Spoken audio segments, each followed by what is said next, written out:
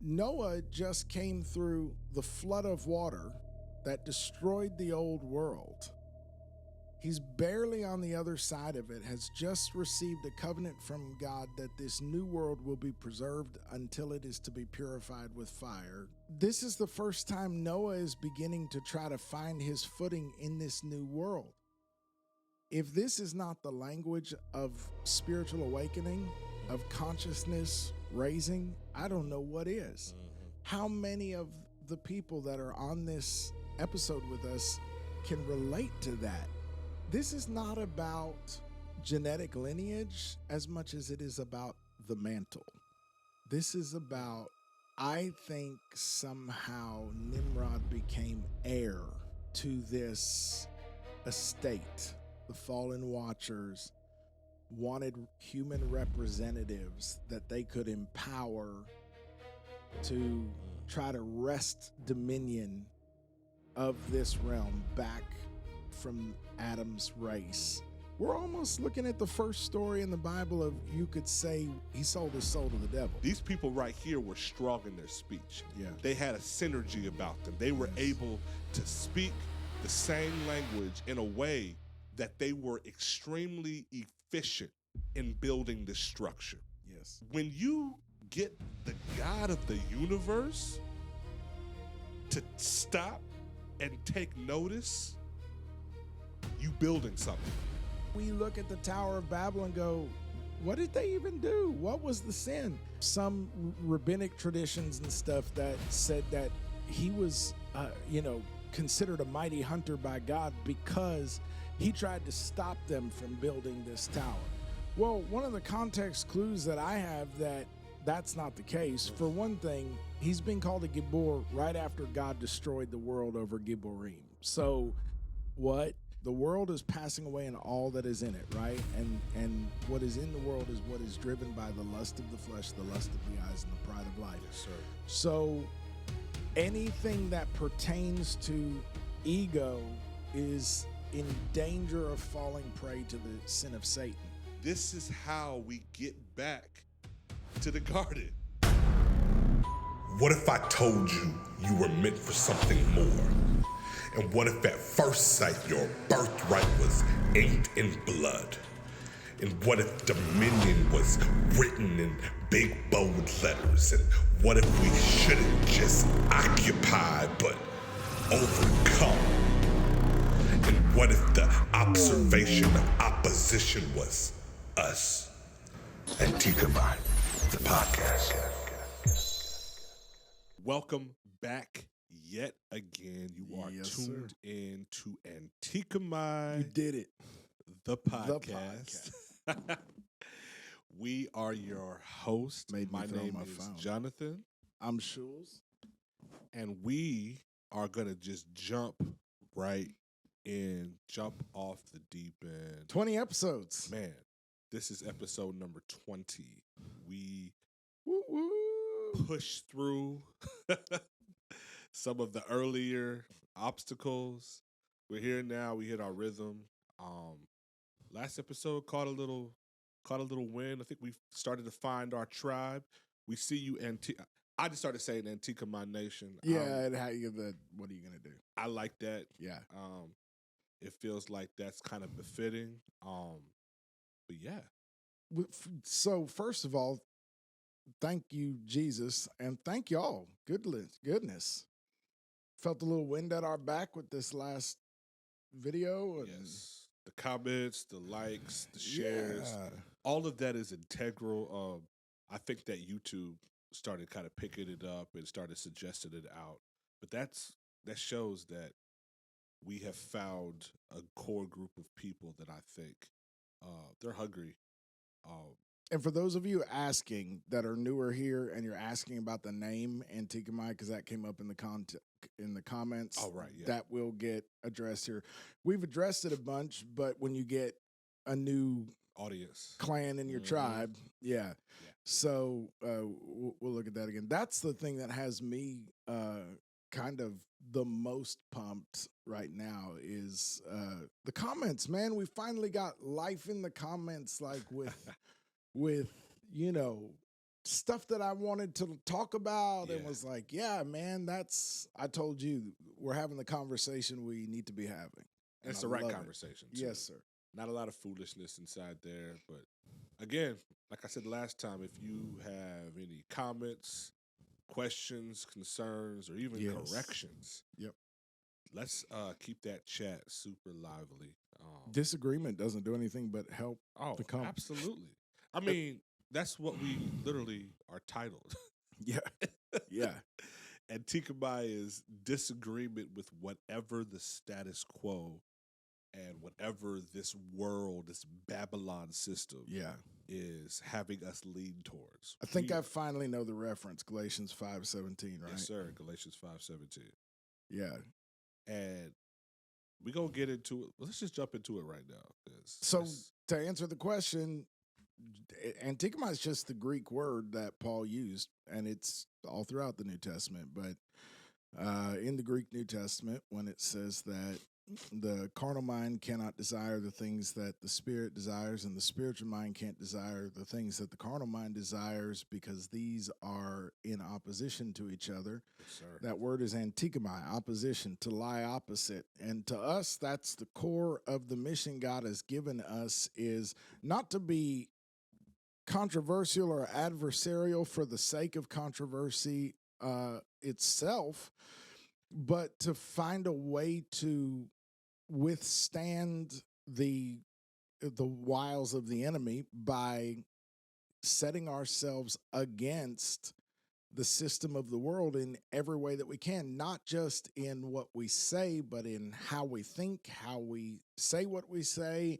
what we do with what we're talking. It's all connected to, like, how do we live from the kingdom within this realm?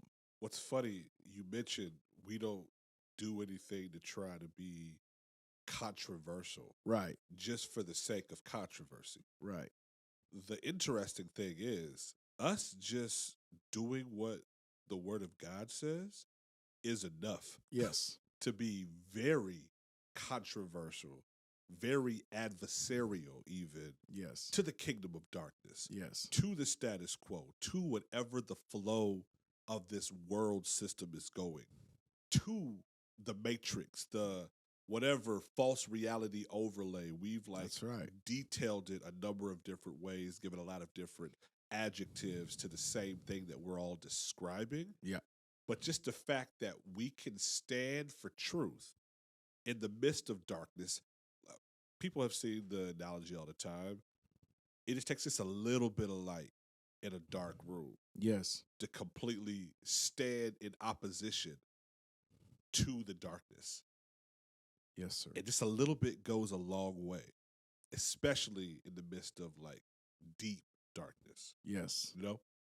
So our contention is that anything that becomes institutionalized in this realm is going to have, meaning in the world that we live in right now, in the lower 3D reality that we all move through, Right. or 4D if you include time. In that realm, anything that becomes institutionalized by nature is going to have some corruption written into the code, and that is the system that the Bible references through all kinds of metaphors, Right. like Egypt. But of course, that's not throwing shots at Egyptian people. It's talking about the principalities and powers behind the empires represented by these places. It uses a lot of metaphors, but probably none more so than Babylon. And certainly by the time we get to Revelation, it's all kind of being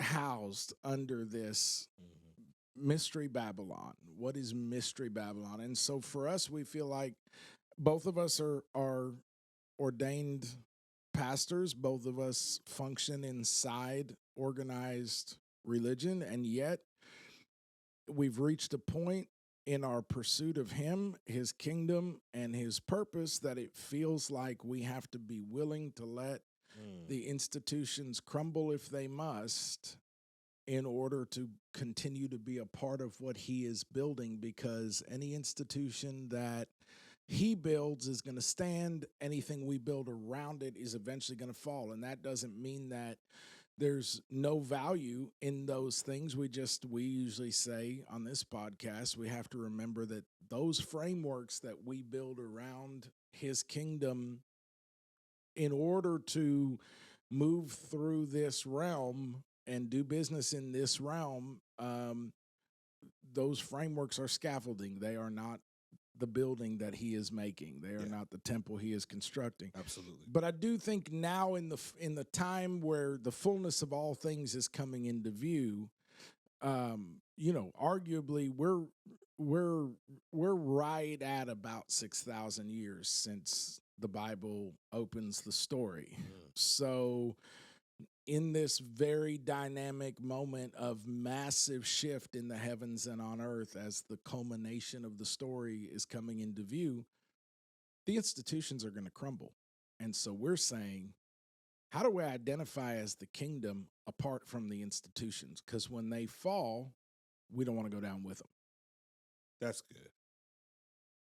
And that is a perfect segue in like what I know we want to kind of dive into tonight, with the simple fact that we recognize, like we mentioned earlier, there is a determined hunger from not only God's people, but just people in general. But I think especially right now, probably in the last, I would say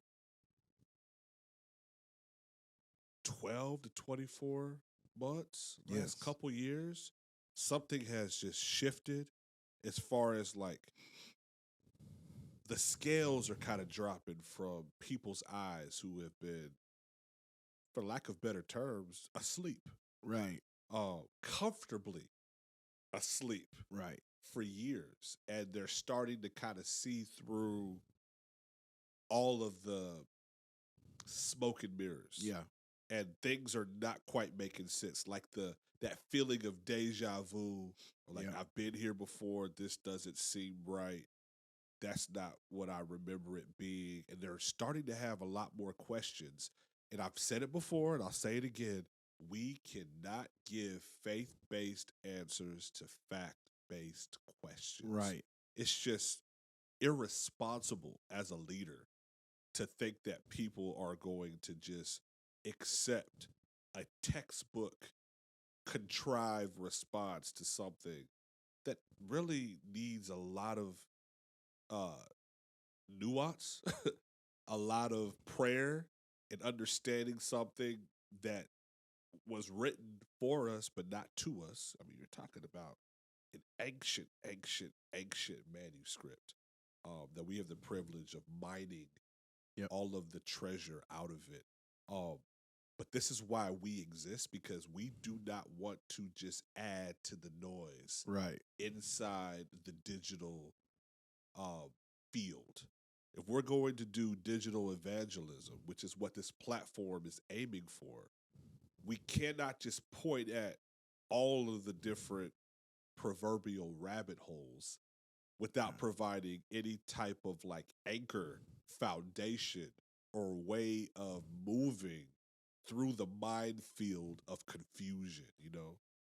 Yeah, just for a minute, let's expand on that, because I think what you brought up there is super important. And some of those who've been our ride or dies from the beginning know that we've been having this conversation since episode 1, and I'm really not going to keep repeating that, because as the Lord sees fit to grow this platform, we're going to have to do this again and again to bring the new ears and eyes along with us on the journey. So we're going to have to go back and reiterate stuff. But for the rest of us that have been here, either skip past it. We do chapters because we know these are long episodes.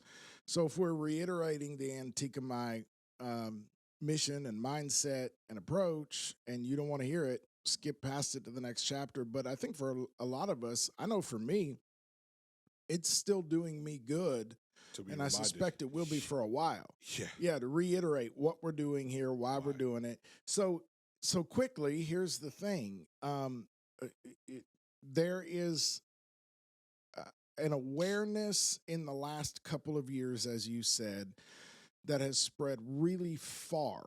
There are still those who are unaware. We find this out when we give voice to it. Yeah. That some people, when you say that there's a great awakening, a consciousness shift happening, people talking about fifth dimensional consciousness and all this stuff that so many are giving voice to in all different ways and from all different perspectives. But there are just people who look at you like, and a lot of times they're people that we have around our tables at Thanksgiving, and they look at you like, well, what? What are you talking about? Yeah. So there's still a lot of that. Right. But there's a lot less than there was. A lot of people are aware that something is up. Even if you just think about all the people in your life who don't have any faith in our institutions, they don't believe that their vote counts. They don't trust anything. They don't trust anything. They how many times are we going to have a mega church pastor scandal? People are just like, they're leaving the mega churches. So like the institutions really are crumbling because they've broken faith with the people. And so people really are, even if it's just that is a higher level of awareness than existed a decade ago, where largely, literally a majority of Americans still would have answered a poll, if I believe I have this right, because I think they did, that even certainly 10 years ago, most Americans would say, yeah, the government, they do some shady stuff, but they're doing it for the interests of the American people. And now almost nobody thinks that. No. So, and I know even a decade ago, they were telling us at pastors' conferences that some poll showed that, the only professional category that people trusted less. I think this went back to when the Catholic Church, the Roman Catholic Church, was going through all the stuff with, priests that had been abusive and all of that. And all that was very public and in the public eye. And I think they said that the only category of professionals that had less trust in the eyes of the public than clergy was trial lawyers. And so that's already going back over a decade ago, right? Goodness. And no shade to trial lawyers. I mean, we're pastors. We're obviously right there with you. Yeah. But bottom line is, that is a higher level of consciousness. That's what I need people to understand. Higher consciousness is not really a woo-woo concept. If you are more aware than you were, that's a higher level of consciousness. That's awakening. Yeah. You've become aware that something is afoot. Realizing that Santa... I was getting ready to say that the whole Santa Claus is not real. That's a higher level of consciousness. So, that I almost told a funny Brendan story, but I don't want to embarrass him. But bottom line, that's how that consciousness shift is becoming so prevalent that a lot of people are aware that it's happening. I became aware around sometime in 2020. Looking back, I realize now I've been in this process for a very long time. So what I've learned, the way I perceive it, is that when someone is ascending into higher levels of consciousness, you actually have to go through quite a few iterations of that before you become aware of the process. Yeah. So you've been awakening for a long time, and that's no different than waking up. How many times have you woken up in bed and, you're having a dream and the dream starts to fade and get messy, and maybe you're dealing with a talking dog in your dream who keeps saying your name, and then slowly you become aware that it's actually, your kid from the other room calling your name, or, you know what I mean? You start to like, well, why is this dog calling me dad? And then after a little while, and your eyes start to come open, you start to realize where you are, and you're shifting out of the realm. So that's a change in consciousness level. You're coming online, or at least in that instance, at least the ego is coming online. You're getting your bearings back in the world. So it's a shift in consciousness. So that's what we're talking about. I believe you go through a lot of them before you even become aware that they are happening. And then most of us think we had an awakening. Once we can put any verbiage to it, we realize we've had an awakening. I can't tell you how many people that have tried to describe some form of inner turmoil to me, and I've done this several times now. I don't just go around doing this, but if someone says enough things to me in a row that I'm like, I know what's happening here, I will ask them, have you ever heard of a spiritual awakening? Or, you know what I mean? And I can't tell you how often, I mean, it's probably a majority of the times that leaves them with tears in their eyes because you've given them language. It's resonating. Yeah. It's like, oh, there's relief and catharsis that comes with somebody giving them verbiage for it. And they know it instantly. As soon as you say it, they know, yeah, that's what I'm talking about, right? So usually then there's a phase where we're like, oh, I've awakened. And then we start to learn about inception. You start to realize, I'm more awake than I was, but I don't know if I'm probably still inside the dream in many ways. And I think that's probably what life is like in this realm, because it does not yet appear what we shall be, but we know that we shall be like him when we see him face to face.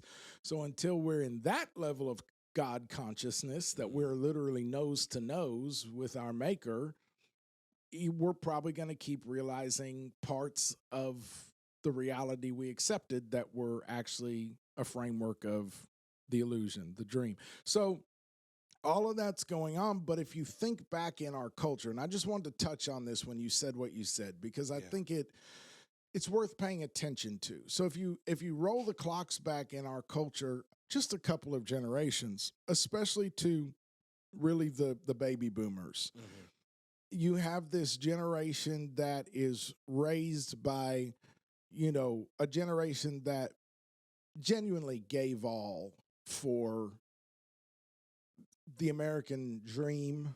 I'm talking about in America here, but for most of you, or at least those of you who your nation was significantly involved in the Allied powers in the world wars and stuff, you'll know what I'm talking about. But there's probably an analogy for others too. But they came here in America from this generation that left it all on the field in defense of a dream that we had as a nation absolutely bought into. And then we became extremely conscious of potential threats against that. And so once the fascist threat from out of Germany and other places seemed to be fading, the boogeyman became communism. And so this generation went through all of this. We're protecting our hearth. The best system in the world is Western democracy. Like, people really bought in. And then came the boomers, and they started coming of age, and I'm obviously not giving a nuanced version of this, but essentially, as they were coming of age, we were involved in this war that was sold as being anti-communist and was very clearly had little to nothing to do with protecting American interests and everything to do in Vietnam with some backroom deals and some, basically my understanding of it would be the French didn't want to lose their colonial grip, and so there was just several key components, but basically it turned out to be about resources, and it wasn't about what they said it was about. And there was television coverage now. When they liberated the concentration camps in World War II and everybody saw, that's the first time in human history that people were staring the true nature of war in the face. Straight up evil. And well, that guy, whatever, bleep it out. that guy from Germany,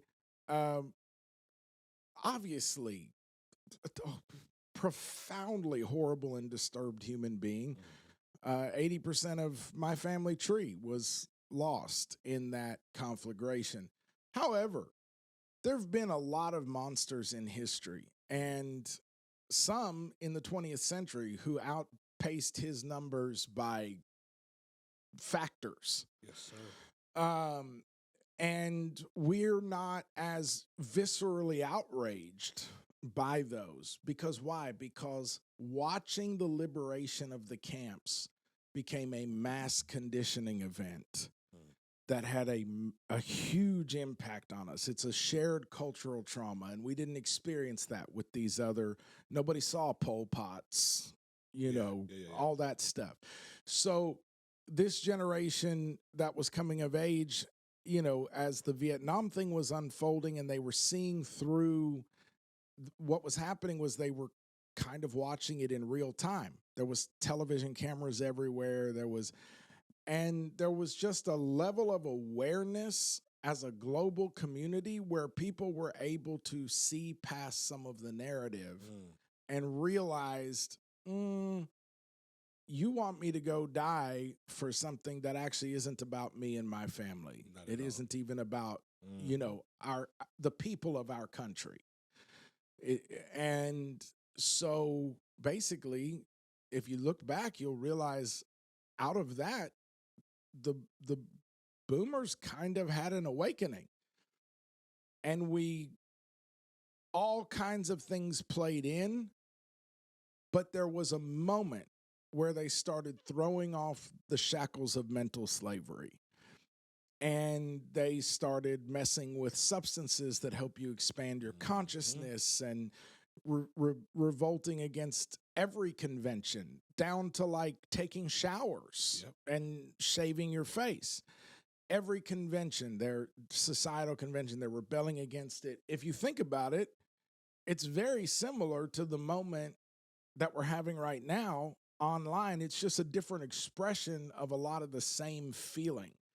And so there was a surge in consciousness, a surge in awareness, and the largest generation that's ever existed on the planet kind of almost broke out of the matrix, if that makes sense.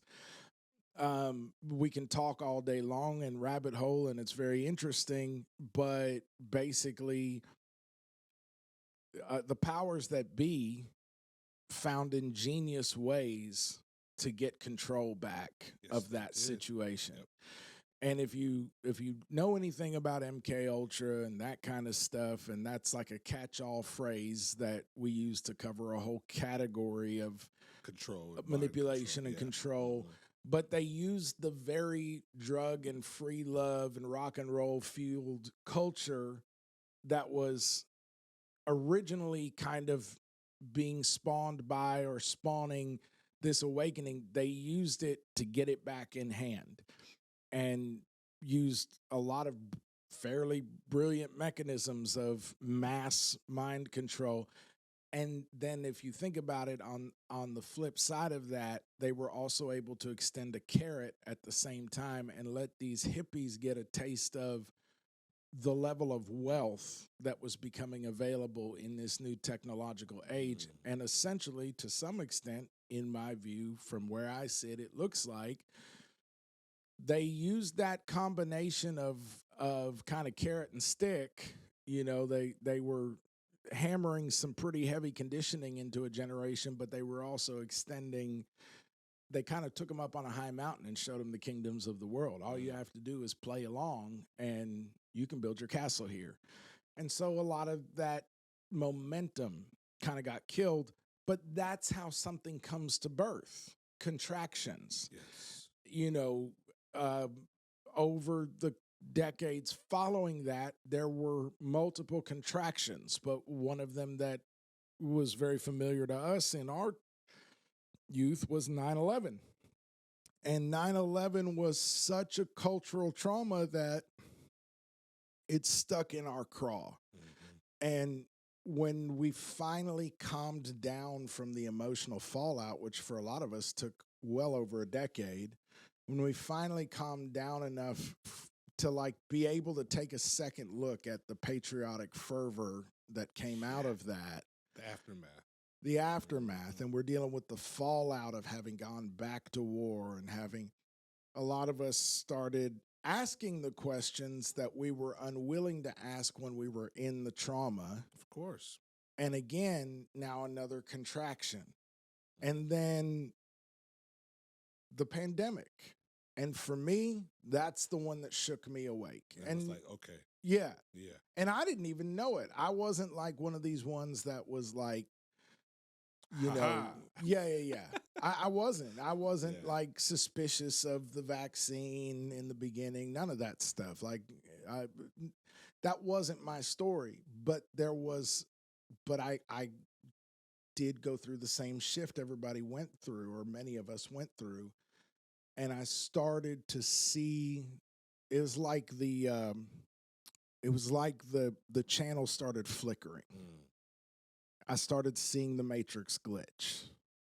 It was a little slow, but by the time we went into 2021, I texted you a screenshot the other day where I ran across a Facebook post in, I think, February maybe of 2021, where I said it feels like 2020 we shifted into a different timeline and everything is just off. Yeah.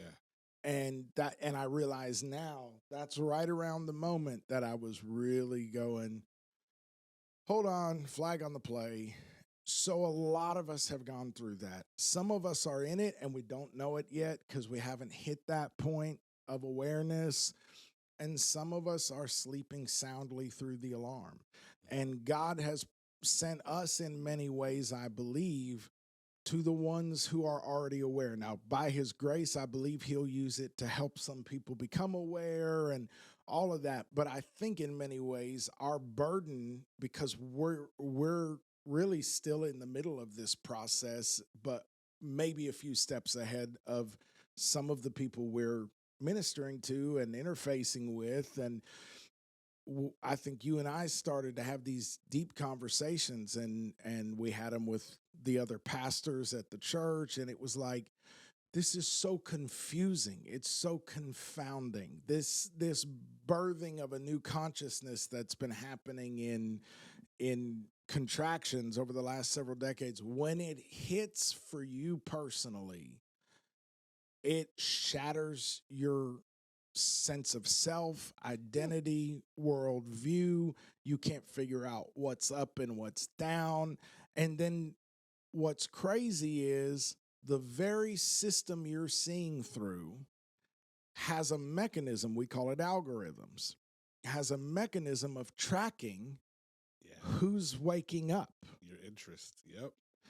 And so what happens is they know, like the forces at work in this world. When I say they, we may be talking about Zuckerberg and all of them, but we may be talking about the unseen forces that move them that they're not even aware of. So the Archon. The Archon. So they is kind of a whatever, but they know that they cannot stop this awakening. First of all, it's prophesied all through Scripture.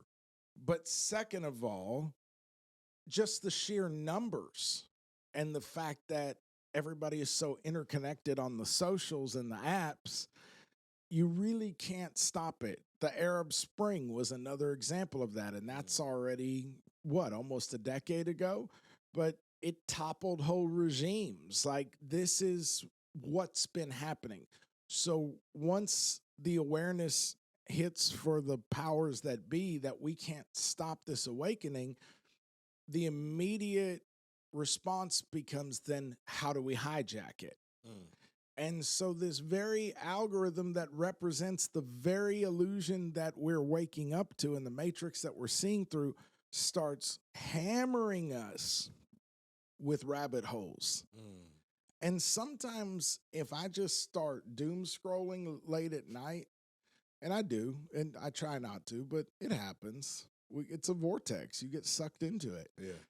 And then sometimes if I just start doom scrolling, I hit a point of overwhelm that it's number one, it's super unhealthy, and I try to be aware of it and snap out, but I don't always. But I hit a level of overwhelm that's really confounding at a existential level, because you hear so many people say so many deeply misinformed things in a row, mixed in with such interesting tidbits of genuine, like, they are seeing through something. But at least from where I sit, it seems like they also don't know how to discern. They don't. And so, and I've dealt with that myself, and I deal with it. It's a little challenging to eat the meat and spit out the bones when, and to use a biblical analogy, when you are choking on the quail. So in the Exodus story, the Israelites tire of manna, of daily doses of sustenance from heaven. They want meat like they used to get in Egypt. Yeah. There's nothing wrong with meat. God's taking them to a place where meat is going to be plentiful, but they demand it immediately. And this is foreshadowing on this episode. They demand it immediately, and so God basically, I'm going to use the term frustrated. I'm sure that's anthropomorphizing God, but in kind of a frustrated way, sends them so much quail that it's lying feet thick on the ground, and they get so greedy they start eating the meat with the blood in it. They're not even handling it properly. Right. They're not even cooking it. Right.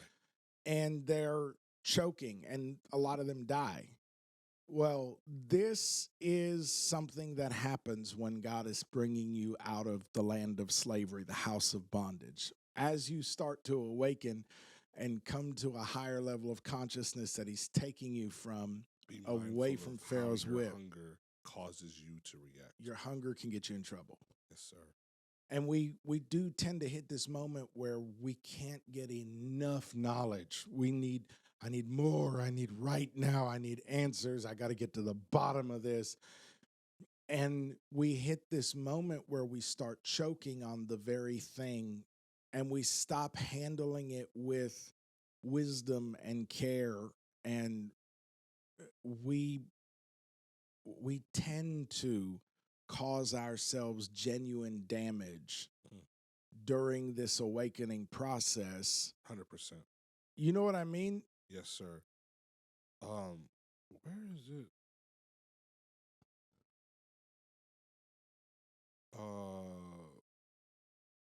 Yes.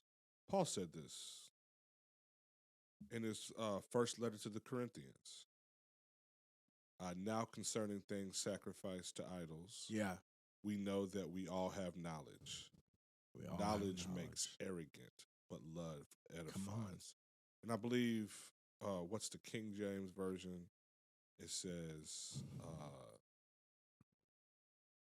knowledge puffs up. Yeah. Gnosis, by the way. Yes. For those of you that are interested. Very much By the way, that doesn't mean gnosis is bad. Nope. We're actually commanded to pursue gnosis. But Paul is pointing out this pitfall we're talking about. It's the other side of the coin. Like, we chase after those things, and we've mentioned it before. It's the backside of the blessing. It's the other side of something that you don't anticipate being a pitfall and a snare to you. But we should, not only should we understand the gravity of making that our only pursuit, I think what we're also need to focus on is remembering that we're called to love truth. And if we're just wrapped up in just knowledge and we're like, well, we'll just shift through it and sift through it all later to get to the truth will just kind of make itself plain, you get lost in the sauce very, very quickly. And it will be your own fault because you were more in love with gnosis than you were with truth. And that phrase that Paul uses there, knowledge puffs up, but love edifies. Knowledge puffs up, but love builds up. That's what he's saying, that word edify. So knowledge will inflate, but love will build. And so the phrase puffs up is, if you think about it, that is an egoic term. It's like a bubble. Yes, it inflates your sense of self. So if you start to discern that it's making you feel pretty dang good about yourself, and maybe look down your nose at, the sheeple and the normies and however, the muggles, however you want to call them, right? Yeah. That tells you that you are, and again, we're foreshadowing heavily here, you are in an ego-driven place.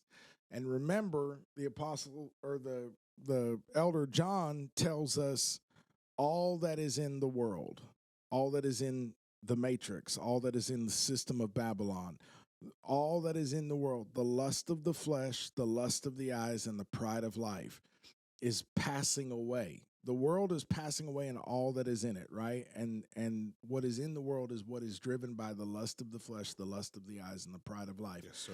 So anything that pertains to ego is in danger of falling prey to the sin of Satan. That's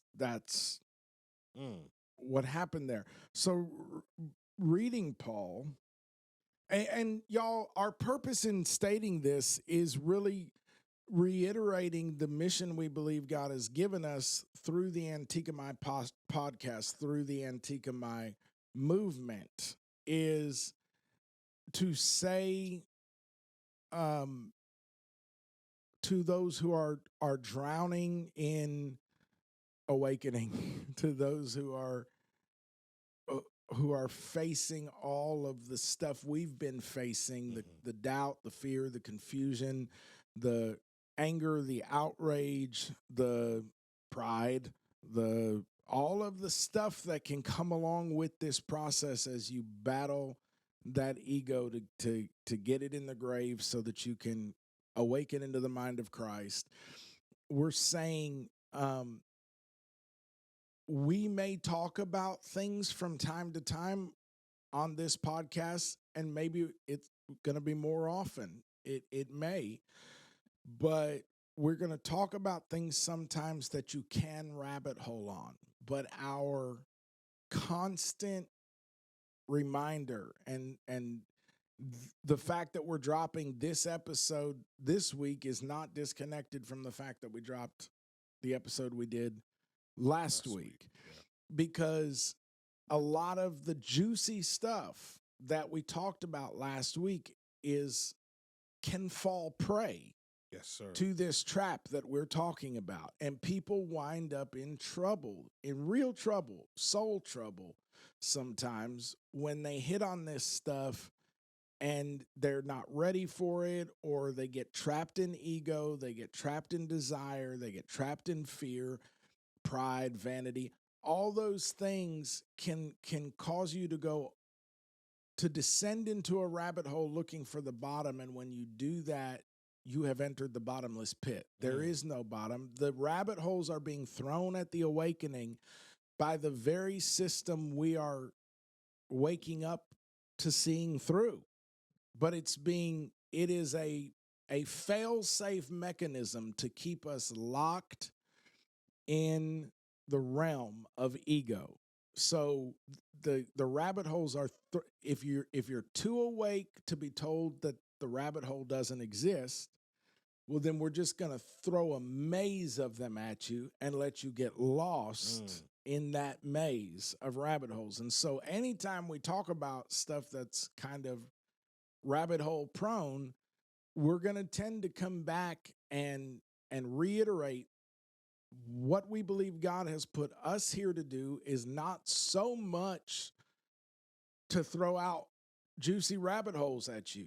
What we really want to do, if we do that, it's in service of a greater cause. But the greater cause is we want to help provide people with some of the tools that God has given us that are helping us move through that realm of awakening through love so that we are built up into a new creature rather than puffed up into just another layer of the illusion. And so Paul says in Romans 1. Oh, I'm so happy you went to Romans 1. And, bro, it pertains directly to what we were talking about last week. Yeah. Verse 18, for the wrath of God is revealed from heaven. Revealed from heaven. Not heaven, the city that you think people are floating on. No, from the heaven. The story is revealed in the heaven against all ungodliness and unrighteousness of men who suppress the truth in unrighteousness. Because that which is known about God is evident within them, for God made it evident to them. So again, catch this language here. It's evident within us because God has made it evident to us. Yes, sir. So this is back to this idea of this story is written inside of you because it is written all around you. For since the creation of the world, his invisible attributes, his eternal power and divine nature have been clearly seen, being understood through what has been made, so that they are without excuse. So we're back to what we were talking about last week. God has written this story into the cosmic order of the universe. That's why we need to stop pretending that we don't see those fractals on display. That's why we can't pretend that the constellations are not moving in an order that shows us the succession of prophetic unfolding, and that we can't pretend that there's not a mirror of that order inside of us. Right.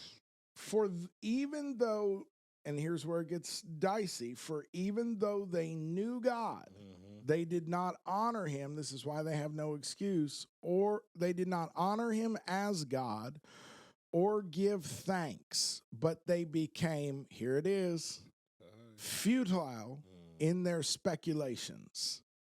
Futile in their speculations, and their foolish heart was darkened. Be careful when awakening tail spins you, enlightenment tail spins you into an endless series of speculations, because your heart can play tricks on you. If a part of your heart is not regenerated, this light that you're looking at will actually be false light. Yes. And it will wind up darkening your heart. Professing to be wise, they became fools. So this is not people who think they don't know. This is people who think they do know. Professing to be wise, they became fools and exchanged the glory of the incorruptible God for an image in the form of corruptible man, and of birds and four-footed animals and crawling creatures. So we're talking about idolatry here, but we're also talking about the star map. Yes, sir.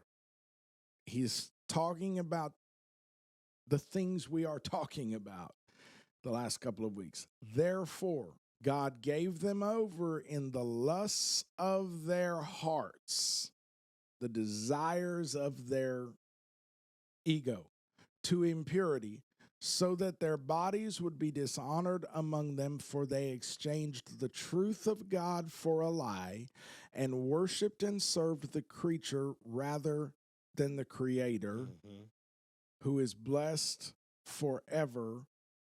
Amen.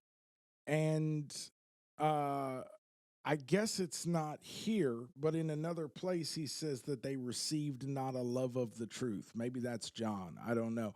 But just to put the bow on this right here, he's saying because of the egoic impulses, they exchanged the truth of God for a lie and worshiped and served the creature rather than the creator. I just want to point out to our audience that you cannot exchange something you don't hold. So, I mean, really think about the implications of that, because nobody can exchange the truth of God who is not in possession of the truth of God. So they have exchanged the truth of God for a lie. 2 Thessalonians 2:10. Okay. Is the context worth? Yeah, so we start at verse 7. For the mystery of lawlessness is already at work. So Antichrist spirit. Only he now restrains, will do so until he is taken out of the way. And then the lawless one will be revealed, whom Jehovah will consume with the breath of his mouth. So it's the awakening of Adam's race that consumes that spirit. And talking about the breath of his mouth. And on that same vein, with this next part, you're going to love. And destroy with the brightness of his coming. There it is. That's real light. Y'all, again, going back to this discussion last week of coincidences, how many coincidences are you willing to accept? If Paul is not talking about the same thing we're talking about, what's he talking about? We've said in the last several weeks, the breath of God is the engine of awakening. Yes. Those who are wise and have insight will shine like the brightness of the stars forever and ever. We've said this stuff. How many coincidences are you willing to accept without saying extra oil for your lamps? Right. So Paul is talking about the same thing here. He's saying when the Antichrist is unleashed, it is the breath of God and the brightness of his coming that will destroy him. Okay. The coming of the lawless one is according to the working of Satan, with all power, signs, and lying wonders. According to the working of Satan, how does Satan work? By playing on ego, because that's the trap he fell into. Yes. By playing on the lust of the flesh, the lust of the eyes, the pride of life. Okay. And fear. Going back to Romans real quick, verse 24, like you said, therefore God gave them up to vile impurity in the lust of their hearts. Well, and that's what, to me, I want to make sure people understand. For they exchanged the truth of God for a lie and served the creature rather than the creator. Because of the ego trap, they were holding the truth in their hand. Yes, sir. Everybody watching this podcast is probably at least somewhat aware that the American currency system is a mirage, that it's predicated on a lie. Fiat currency system, debt-driven currency, it's built on lies. The only thing that gives them any power is we all agree to them, right? Yes. So this is equivalent to holding pure gold in your hand and exchanging it across the counter for notes that say they are legal tender, that we know full well have no intrinsic value behind them, but they are easier to do commerce with. Yeah. They are easier to conduct business with. And so what he's saying here is they were holding the gold in their hand and they preferred the currency that would allow them to do business in the realm of ego. And that was because they were more interested in the product than the producer. They were more interested in the creature than the creator. Why? Because they got trapped in ego, knowledge that puffs up. And then verse 10 is where we kicking off at. And with all unrighteous deception among those who perish, because they did not receive the love of the truth, that they might be saved. So the only thing that can keep you... Oh, and just one more thing. And for this reason, God will send them strong delusion There it is. that they should believe the lie. If you want it, he'll give it to you. Jesus said if you ask him for bread, he's not going to give you. Luke 11. Yeah. Which was at first bread, a rock. Mm-hmm. A stone. A stone. And if you ask for an egg, he's not going to give you a serpent, a scorpion, right? Mm-hmm. Okay. So Jesus said that if you ask for the right thing, he's not going to give you the wrong thing. But what this passage is telling us is if you ask for the wrong thing enough, he'll give it to you. He'll give you what you're asking for. So if you fall in love with ego, with self, with knowledge that puffs up, if you fall in love with any of those things more than you fall in love with the truth, you run the risk that God will decide to let you have the quail. Oh, just to clear it up. So from Luke, I don't know if there's another one that you're talking about, of course, but in Luke is talking about if your fathers will give his son ask for a fish, will he give him a snake? Okay. And if he asks for an egg, okay, will he give him a scorpion? There is another reference, but it doesn't matter. What I'm getting at is if you, that's why Paul says, set your desires on things above. Yes, sir. So the only thing that can preserve us, this is probably the most bumper sticker way we can say the Antikemi message. How do we lie opposite to everything that has to do with the system of this false reality overlay, this matrix that we're all living in? How we do it is by receiving a love of the truth to the point that we are willing to sacrifice self and ego. We are more interested in pursuing him than we are in pursuing even knowledge, because knowledge is one of the things that tends to go really gangbusters when you start to awaken. You become extremely hungry for knowledge, and you have to be aware that if that hunger begins to exceed your hunger for him, for his kingdom, for his purpose, for his presence, for his truth, you will fall prey to deception, but only because you wanted to. Let that simmer in your spirit. So the biggest thing we can do when interfacing with all of this is to keep, and I've told you so many times, bro, we've been talking about stuff and you've said to me, and I'm pretty sure you've said like things to me. You know, you'll be like, man, have you ever looked into, because sometimes, bro, you're rabbit holing and we'll wind up on the phone for 3 hours. Yeah. And like, hey, have you ever looked into, and there's been a couple times that I've said something like, yeah, I started to a couple of times, but I don't know, maybe someday I'll get to do it. But both times he told me no. And what I mean by that is the Holy Ghost, the Spirit of the living God that lives in me, became uncomfortable in the middle of my rabbit holing. And I've learned to really try to pay attention to that and just say, what are you uncomfortable about? What's going on here? Because I've learned that it's not that he doesn't want me to know things. That's not what is going on. It's the glory of God to conceal a matter. It's the glory of kings to search it out. So why are you uncomfortable? And it's always about my why. It's always, apparently, I'm not mature enough yet to pursue that, to pull on that thread without it tickling a spot in me that has to do with ego. That's Eden all over again. 100%. The Most High was always going to continue to reveal himself. He was walking with them every single day. Yeah. You think they were just hanging out? I'm sure a lot of things were being revealed, mysteries uncovered.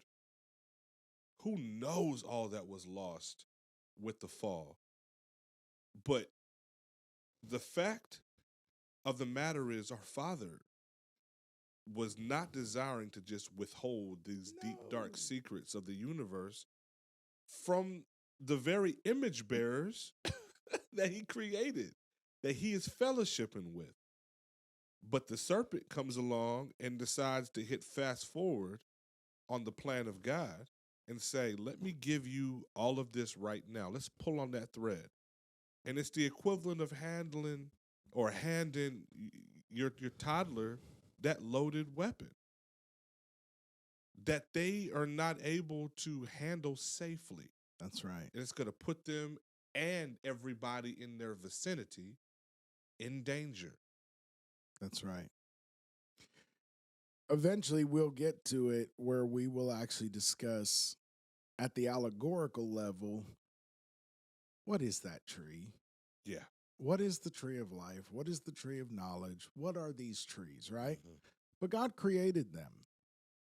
Neither of them is bad.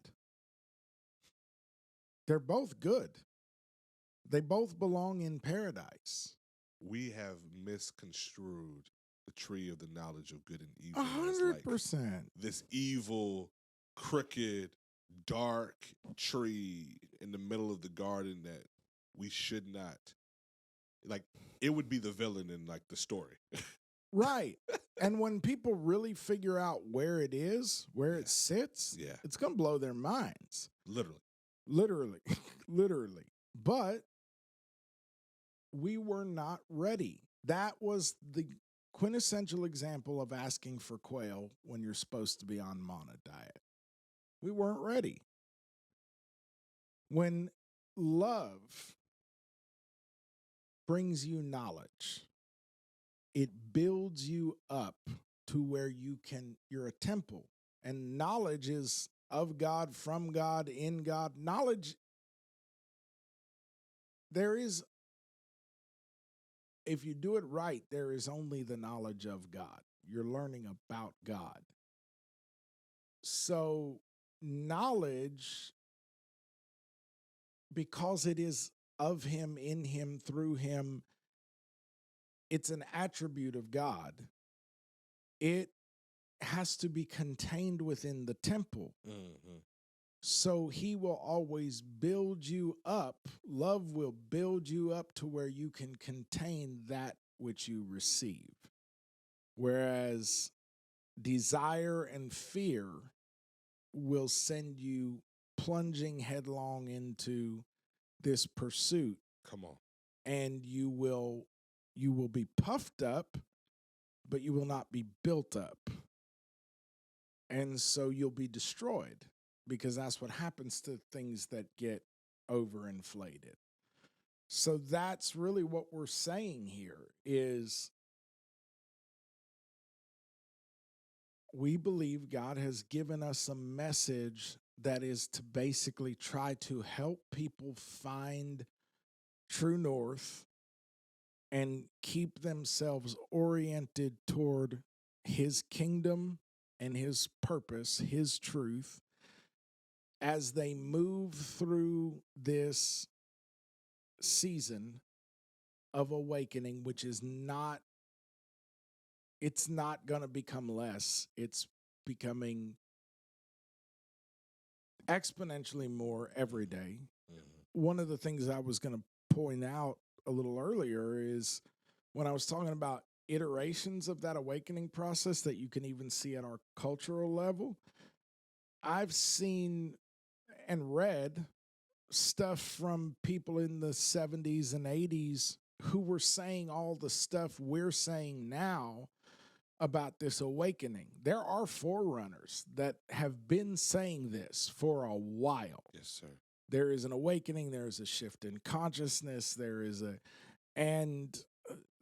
So the fact that we've now become aware of it makes it feel very new, but it's not even that new. It's just increasing to a point that more and more people are becoming aware of it. And that's going to continue to happen. Yes. And so in a few years, we'll be the veterans. Mm-hmm. You know what I mean? And then by the grace of God, hopefully we will have left some footprints in the sand behind us. I was getting ready to say, This is the point of the podcast. It's digital footprints. That's right. It could live inside a space eternal, or as long as a platform allows it to, for people to discover it. I mean, who knows?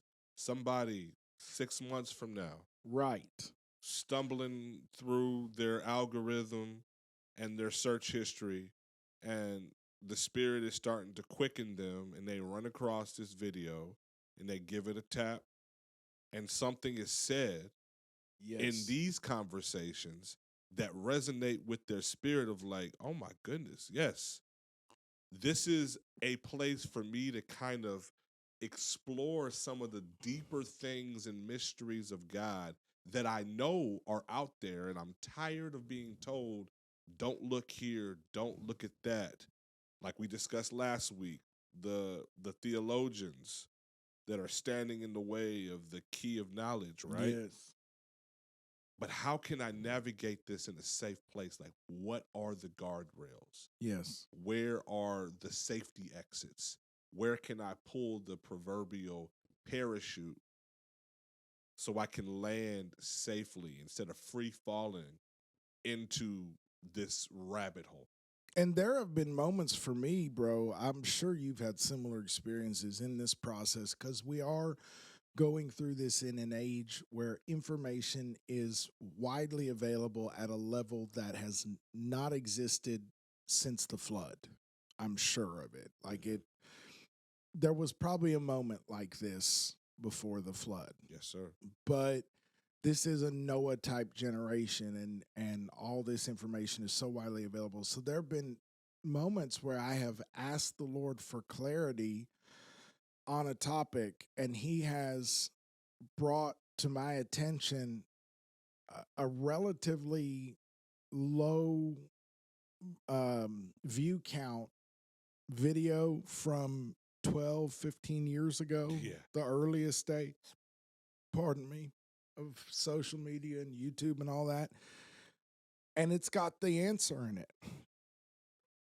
And that's our daily prayer is, God, whether or not this blows up on a vast scale, or what to us would be a vast scale, but whether or not that happens, let this be a tool that when honest hearts are genuinely seeking you and saying, God, this is so confusing, Father, I'm so lost right now.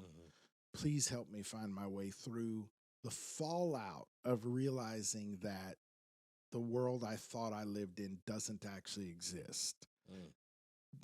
My whole reality is crumbling around me. Please help me find my way to you, to truth, to life, that hopefully the Lord will be able to use some of these discussions as a tool to help people find firm footing.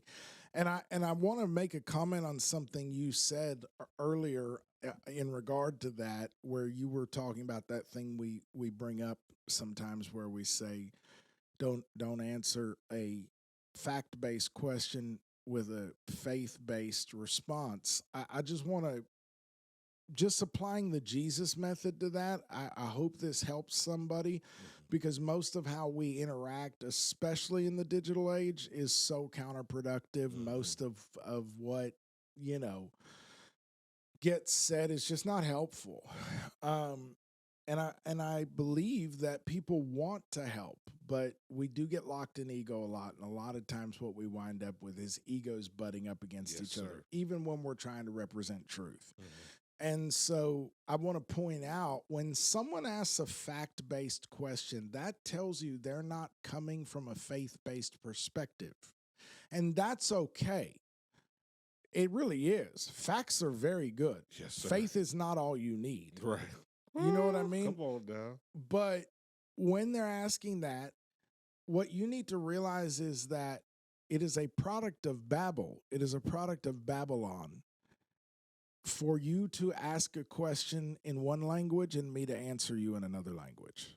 So if you ask me a question in the language of fact and I answer in the language of faith, we have just talked past each other. We've created confusion and we have not distance, and we've been driven apart, and we have not communicated. And this mechanism, and I think And if you're on board with it, I think right now we might be kind of doing a drift slide into I love it. the topic at hand, really. But I think that what often happens there is that we don't apply the Jesus method. So if you just go through the Gospels. I suggest to people to do this regularly. I do it. I do it to remind myself. Go find everywhere that anyone asked Jesus a question and read how he responded, and just ponder it. Yes, sir. Don't analyze it necessarily. I mean, you can, but I'm not even saying analyze it. I'm just saying clock it. Just see him. Yeah. Watch how he moves, because there is a moment with the woman at the well. There were several times that she asked a question and he gave an answer. Straight up. Just boom. But even there, a lot of what he did was speak to her cultural trauma because of who she was and who she felt like in society. Come on. As a Samaritan, as a divorcee, as someone living in, fornication and all the things that she was carrying.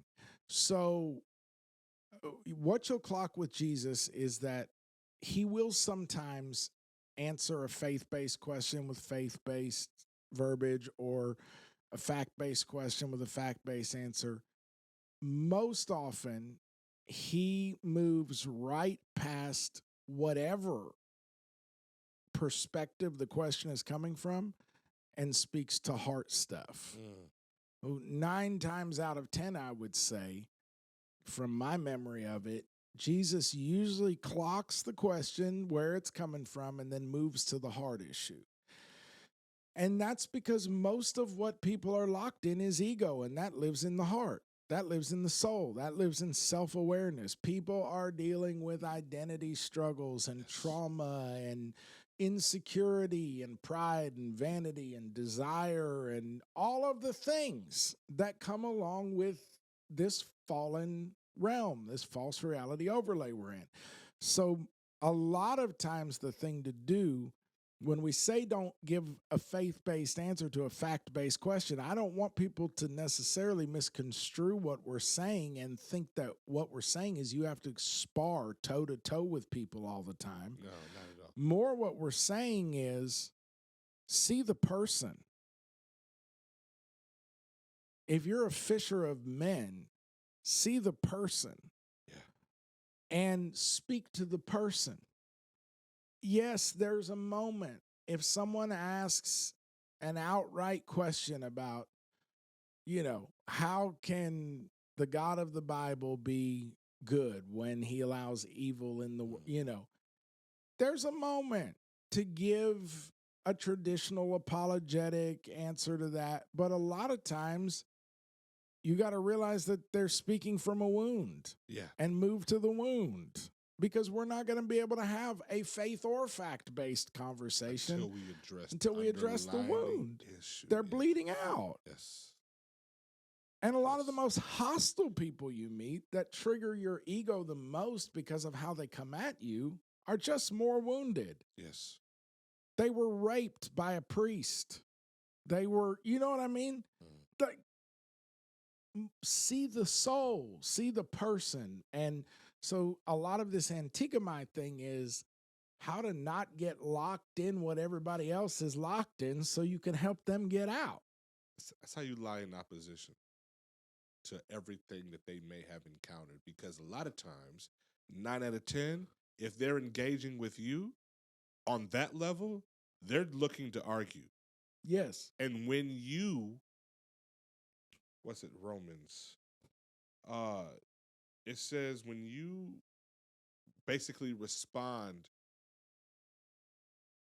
with good, when someone is responding to you in evil, you pour coals of hot fire on their head. Yeah. And we've read that from a surface level thinking that, oh, this is like our get back. This is vengeance to somebody treating you wrongly. It's really so much deeper than that, because like Paul, he's quoting, I believe, from Proverbs. It is talking about you're taking hot coals, which are, if you look at them spiritually and symbolically in scripture, the purification that God uses to purify and sanctify his people. You are responding in a way that will sanctify their mind. Yep. And completely transform and transition them. Hopefully snap them out of that ego place that they're deciding to burrow down and get real comfortable in, right? And that's how they're choosing to engage with you from that realm. But when you decide to step above and listen to, oh, okay, this is hurt speaking, I can respond accordingly. It's so effective. And you are literally bringing their mind up out of that lower realm to a different consciousness and reality. So you just showed a tooth on the key of knowledge. If you think about the key of knowledge as a key, yeah, what you just said is one of the teeth on that key. And if people grasp onto this, because religion has done a lot, as we talked about last week, to take away the key of knowledge. And right now we're having to claw it back tooth by tooth. Mm-hmm. So one of the teeth that you just pointed at is the Bible uses the language of the elements to speak to the process of creation, recreation, and glorification. Come on.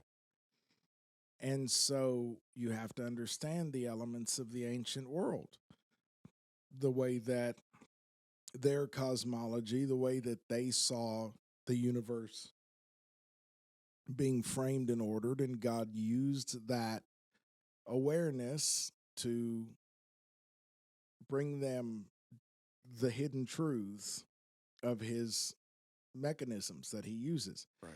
So earth, water, fire, and air, right? So everything that God creates, he creates on earth, formed through water. Mm-hmm. He uses fire to purify and change its shape and refine it and change the state that it's in. Literally change the state. Right? Change the state. And air, of course, is a necessary component of fire, but it also brings with it breath and life. And so when God takes Adam out of the ground, he first had to separate the ground from the water. In the beginning, it was formless and void and covered in water. Mm-hmm. And the Spirit of God, the air, the breath of God was moving on the water. And he spoke light, mm-hmm. fire into existence. So what I'm thinking about as you're saying that, because that's a huge piece that should fall into place when you start reading that kind of language. In so doing, a soft anger turns away wrath, and if they curse you, give them something to eat and refreshment, and in so doing you will heap coals of burning fire on their head. They knew that what he's saying is that person is locked in an earthy place. Yes. The water you give, the food you provide, that's refreshment. That's going to help them come up a little higher. You just move up Maslow's hierarchy when you have sustenance. Mm-hmm. So he's applying water as a metaphor for refreshment. Already you're helping that person come up out of that low conscious, that low density, that high density state of low consciousness that they were in, that earth state. You've now drawn them up toward the water. And now he's saying the fire of their conscience will begin to burn. And they will begin to be purified. And as they are, they can be drawn back into breath, back into air, back into life. So that's another that I just thought, being as you brought it up, let's point out that's a tooth on the key of knowledge. That's good. Look for the elements in Scripture, and just for funsies and kind of a freebie because it's cool. We were talking about it earlier today. You know, carbon-based life is the kind of life we have here. Yeah.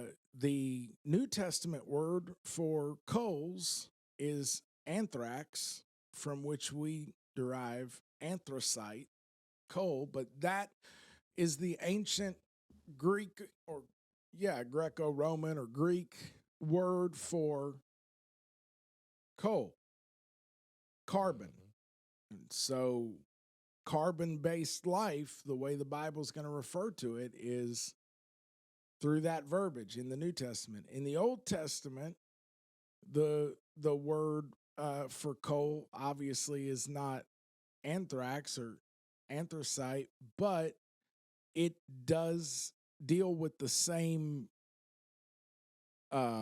substance. Yeah. Which is basically formed when the process of oxidization or fire Yes, sir. transmutes living organic material down into this strange state that we know as coal or carbon, which happens to be the most crucial element for life to exist on this planet. All life on this planet is carbon-based life forms. Yes, sir. And what's interesting about carbon that we were talking about earlier is that it is composed of 6 electrons, 6 neutrons, and 6 protons. Drops mic. I mean, Yeah. that's kind of interesting. So in our animal form, our carbon-based life form, we are, as literally as you can be, marked with a 666. The number of man. The number of man. And we are trying to claw our way back to the place where God breathed the breath of life into the nostrils of the man so that he became not a living animal, but a living being, a living soul. And so that is why we are pressing to be marked with a new. That's so good. And so you can follow that process through, because if you follow the process of carbon moving from that state to diamond, or what the Bible would call crystal state, you're going to wind up with a journey from, in Hebrew, 5555, 666, 777, and 888, or in the Greek, 666, 777, 888, 999. Like, it's a very interesting study, and there's a cool rabbit hole there. Sometime when you're bored and you're interested, you can go down it. Maybe sometime we'll go down it on here. But that's a good example of something that is profound. It makes me want to know more. It makes me want to rabbit hole. Yeah. There's nothing wrong with rabbit holing. But for tonight, the Antikemi approach is, let's just acknowledge, oh my God, the mysteries of the riches of God are so deeply encoded in this thing. So deeply. And if we will truly seek him and his kingdom and his righteousness first, all these things will be added to us, and we will make it back to the garden and be able to eat not from the tree of knowledge of good and evil. We've eaten our fill of that.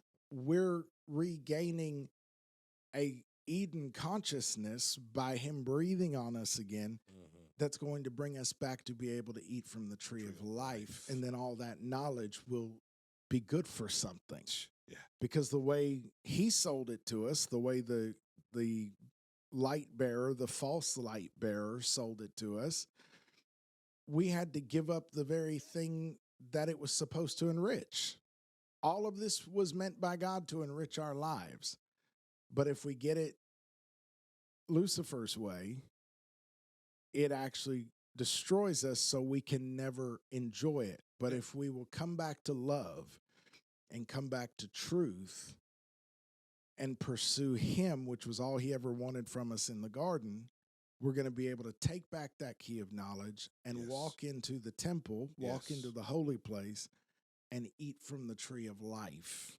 And then all that knowledge will be of some value to us. Yes, sir. So our comments last week had there's a one of our ride or dies who we love and she's in the UK right now, but Carol has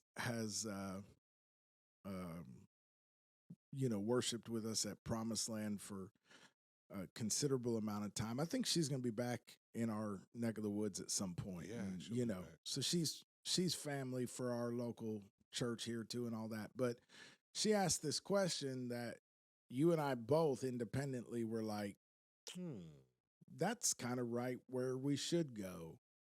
And it's funny because it's not the first time that she's a very thoughtful person, and she gets it. Yeah. And she's a part of that awakening in a big way. But some of the stuff that she's brought up, like, we may get to it sometime. It's interesting to you and me, for sure. And we love that. Throw out the topics. We want to hear them. But some of them, it's like, well, we'll see, because we do want to make sure we stay on mission here. Yeah. Helping people find their way through the noise without adding more to it. And I wanted to make a point about that real quick, which is just this, bro. It hit me today. We know that the Bible says, John said, you have the Spirit of truth living in you. Mm-hmm. You don't have need that any man should teach you. You know all things. Yes. And I began to think, well, what place does that leave then for the office of a teacher in the church? And also, I've needed teaching to get as far as I am. But then on the flip side, I realize all of the teaching that has contributed to this awakening that I've been experiencing, you've been experiencing for the last few years, that stuff, when I heard some of the same concepts 10 years ago, didn't resonate at all. Not at all. Didn't do anything for me. And if anything, I was defensive about it, looked down on it, dogmatic about it.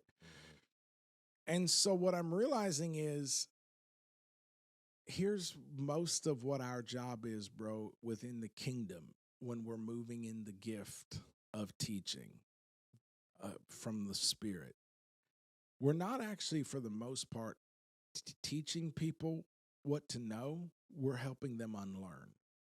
The vast majority of what we can do is help the deprogramming process. Because actually, those of you that have the Spirit of the living God in you, that have the breath of the life giver in you, that are the redeemed of Adam's race, you know all things. You just don't remember them. In fact, Jesus said to the disciples, when I get out of here, you're going to be dragged to court, and they're going to put you on trial. You're going to stand before kings. Don't worry about what you'll say when you do, because in that hour, the Holy Spirit himself, he will give you words and a mouth, and he will teach you and bring to your remembrance all things which I have told you, and teach you what to say in that hour. Wow. So a lot of what is happening here is that the knower inside of you is just under a lot of layers of amnesia from this realm. And so much of what we're trying to do is just help people unlearn the programming, because there's a lot of topics that you're going to ask us about. Can y'all talk about this? Can y'all talk about that? And some of them we will, some of them we won't, but you don't need us to talk about any of them. I want to really, it's burning in me that I want to help people understand. You don't need another YouTube video. You don't need another seminar. You don't need another book. You don't, if the Holy Spirit chooses to use those things as a tool, that's awesome. But that's all it is. Yep. Is a tool of his spirit that's already in you, helping you remember, because the knower lives in you. You know all things. You just don't remember that you know them. And that is why, and this gives me chills, that is why if you keep a love of the truth at the center, you will not fall prey to deception, because the knower inside of you will leap for joy when you remember. That's right. You will. It's confirmation. It's confirmation. We're not telling you something you didn't know. We're reminding you of something you forgot. That's so good. So at best, what we're really trying to do is just help people remember. You don't need us to solve all these riddles and rabbit holes for you. If he wants you to go down one of them, all you need is to be able to forget the programming that is keeping you from remembering the knowledge. Yes, sir. And so with that in mind, let's talk a little tonight about, in this second half of this discussion, let's talk about what was brought up in the comments. Because last week we spoke about the key of knowledge, and it raises a really valid question, basically, which is like,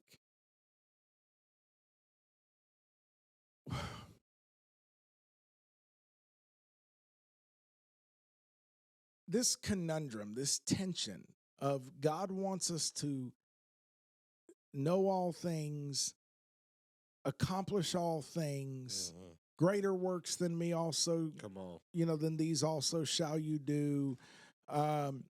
And yet we're told knowledge puffs up, and so there's this tension of like, well, if he wants me to know all things, why can't I eat of the fruit? And we ate of the fruit. So, and the question that was asked was about the Tower of Babel, and it pertains directly to moving through that tension that people feel with clarity and with purpose. So in this second half, because the key of knowledge has opened Pandora's box a little bit, which the key of knowledge, to just put it on a bumper sticker, is basically to say that the kingdom is within you, and religion has lied to you, dogma has lied to you.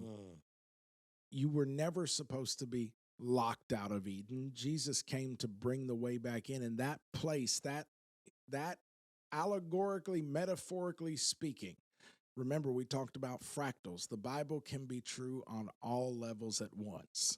So speaking metaphorically and allegorically, why can't it be true on that level if we believe it's true on a literal level? Yes. On an outward level. So what we're really saying, the key of knowledge, is that everything that is in the Bible is actually more about the world inside of you than the world outside of you. And in fact, everything in the world outside of you is a mirror of what is happening in the world inside of you.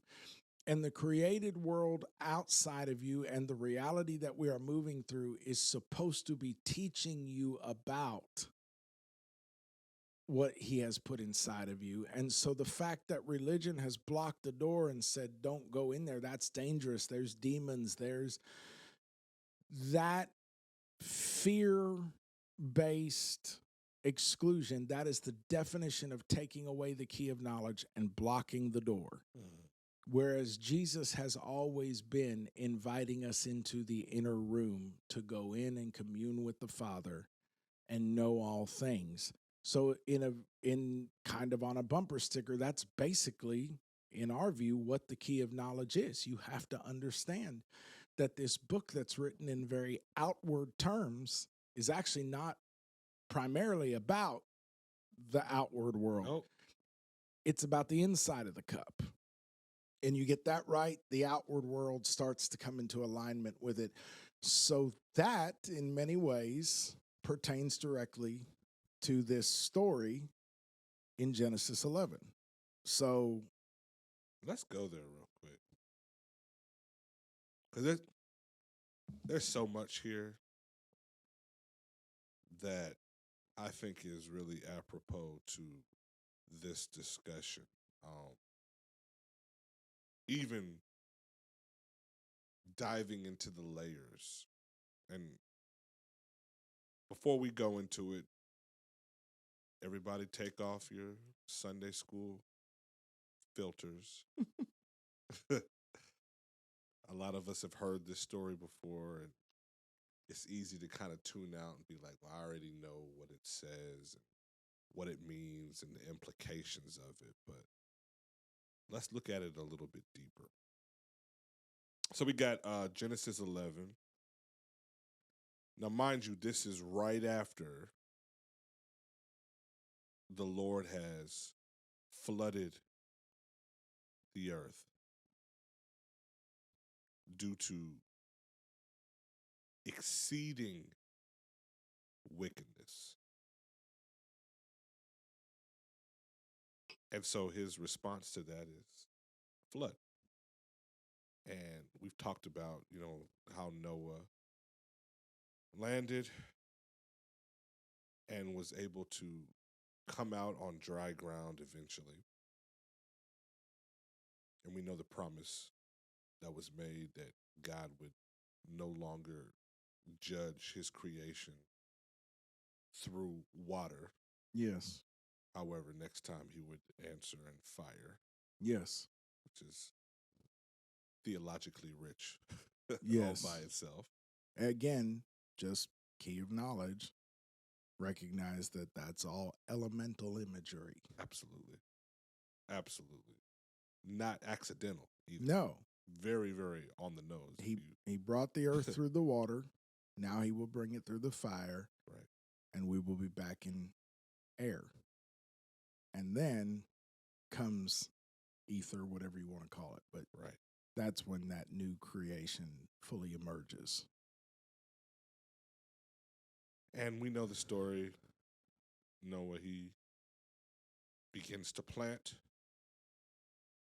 And he plants a vineyard, cultivates the wine. So let's go to verse 20 of 9 then, because that's where you are. Yes, sir. So that they've just gotten the sign of the rainbow, right? Yes, sir. And it reiterates who his sons are that came out with him. Yes. Shem, Ham, and Japheth came with him out of the ark. And then there's this remark, and Ham was the father of Canaan or Canaan. So that's interesting. Again, when you're reading, try to slow down and note things like that, because that's heavy foreshadowing. Yes. The sons of Noah who came out of the ark were Shem and Ham and Japheth, and Ham was the father of Canaan, right? So why are we pointing out Ham? Well, obviously, right? But it is like it matters. Mm-hmm. So these were the sons of Noah, and from these the whole earth was populated. The writer is really building a story here, like brick by brick. We're all of the themes of what's going to emerge over the next couple of chapters are being laid out here. The three sons of Noah, the repopulation of the earth, the particular line of Ham and Canaan.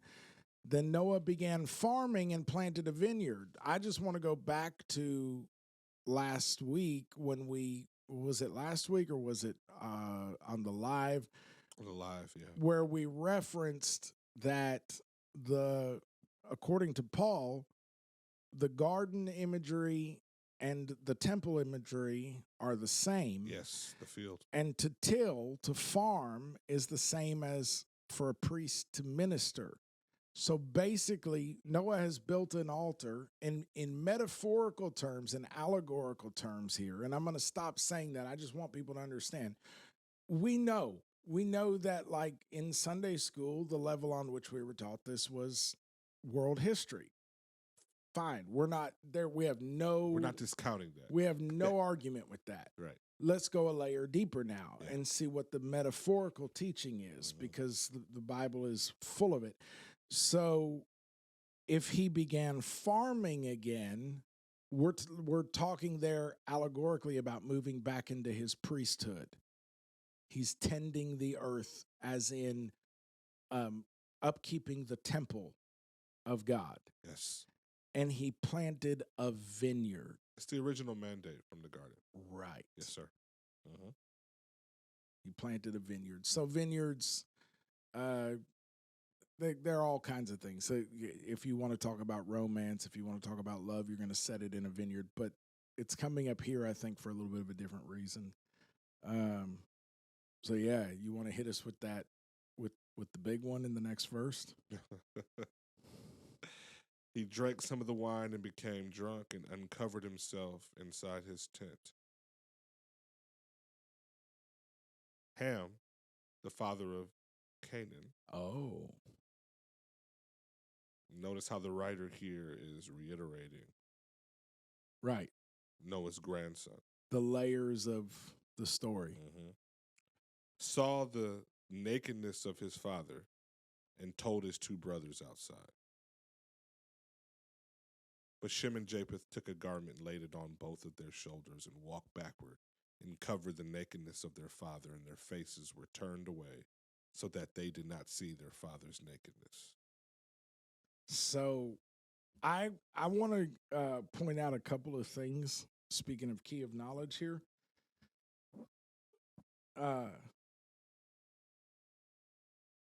You have anything you want to point out before I do? No, go ahead. Well, I'm just looking at Noah drank of the wine and became drunk and uncovered himself. We're given a very definite location here. Inside his tent. Inside his tent. And then Ham, the father of Canaan, saw the nakedness of his father and told his two brothers, again, in a very specific location, outside. So we're back to this motif of inside and outside. And I want to point that out to people because I want to explain that in the ancient Near Eastern way of telling a story like this that was intended to encode deeper wisdom. Yeah. Those words are meant to trigger those who know. Yep. Those who have the key of knowledge are supposed to say, why are we so obsessed with the genealogy here? Why are we using these particular motifs of farming and vineyards? Why are we going to pains to say inside and outside? So right away, you're supposed to go, oh, remember, allegory is speaking openly of something else. Yes. Oh, this is a story about something that happened in the inner world. Mm-hmm. So we were talking earlier about the broader picture of what's playing out here. Noah just came through the flood of water that destroyed the old world. He's barely on the other side of it, has just received a covenant from God that this new world will be preserved until it is to be purified with fire, that it won't be purified with water again. And so this is the first time Noah is beginning to try to find his footing in this new world. If this is not the language of spiritual awakening, of consciousness raising, I don't know what is. Mm-hmm. How many of the people that are on this episode with us can relate to that?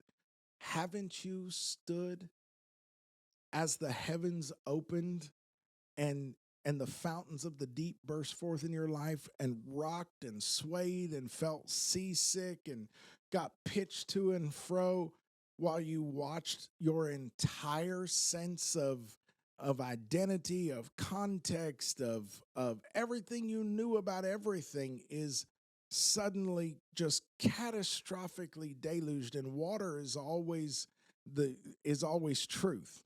So it's just like all of a sudden truth just comes pouring down out of the sky on you, erupting from up out of the ground. The fountains of the deep is also volcanoes, so you're dealing with fire and water, and the old world is just being violently, cataclysmically destroyed.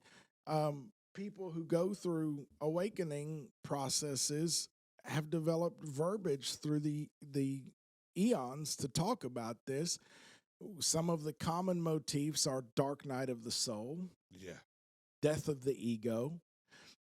When new truth deluges your world, it is extremely destructive.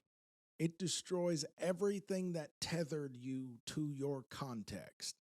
You are suddenly a man without a country, a king without a castle. You are a warrior without a cause. Come on. You have no loyalty. You have no identity. You have no sense of self and up and down. And all of your old connections get flooded. So many of us, part of our story is losing so many people that just thought we lost it, or they just didn't resonate with us anymore at a higher level of awareness. We woke up inside of a whole new world and they were still in the other one. And so it's not that we don't love each other. It's not, we just don't, nothing ties us together anymore. Right. There's no commonality. We're living in different frequencies. We're just, and so it's like Noah is just coming out of, speaking of the process happening inside, Noah is coming into this new realm and trying to establish how to operate as a priest when his old world has just been destroyed with water and fire.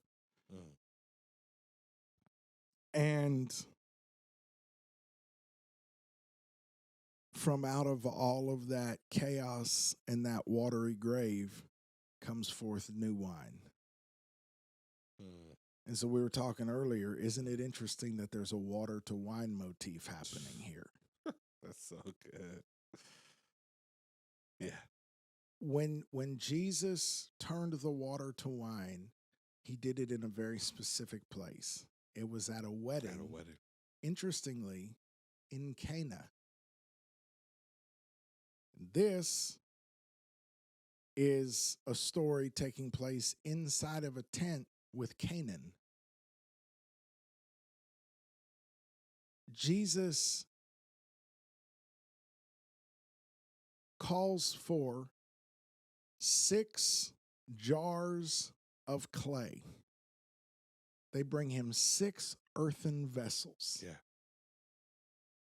He says, I need 6 vessels of earth that can become repositories for water.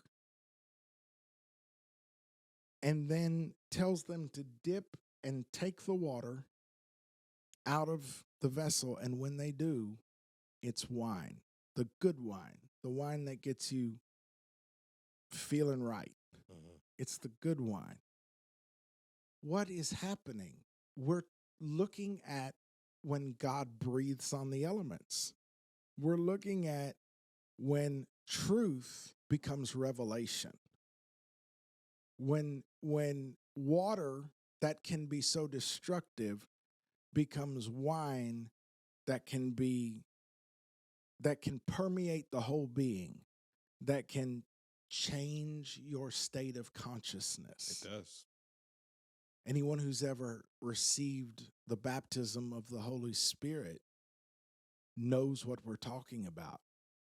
When truth fills the empty earth vessel and then explodes up in this joy-giving spirit, peace-giving spirit, life-giving, and your whole framework of existence is shifted into a new reality by his spirit. That is water becoming wine inside of earth. And we're looking at the same motif here, and it is happening at a wedding, which is significant because in the metaphorical world of Scripture, the wedding is when the 2 hemispheres come together. And so in the Temple of Solomon, everything is laid out on the south side and the north side. You move from the eastern door toward the holy place at the west, but the whole way there's always 5 stations dealing with 5 lavers of water, 5 candlesticks of fire on each side, north and south. So your 5 senses in both hemispheres of your mind have to be renewed as you move into the holy place. And then the priest can break the 12 loaves of bread and so all of these things. And just before this in chapter 8, we have Noah standing at the altar of incense. So it's all there. It says a sweet incense arose from his altar that he built to the Lord. And so all of these motifs are coming together the same way they do at the beginning of miracles, and it's happening inside his tent. We are talking here about our tents. There's something happening inside of Noah, and Noah found it overwhelming.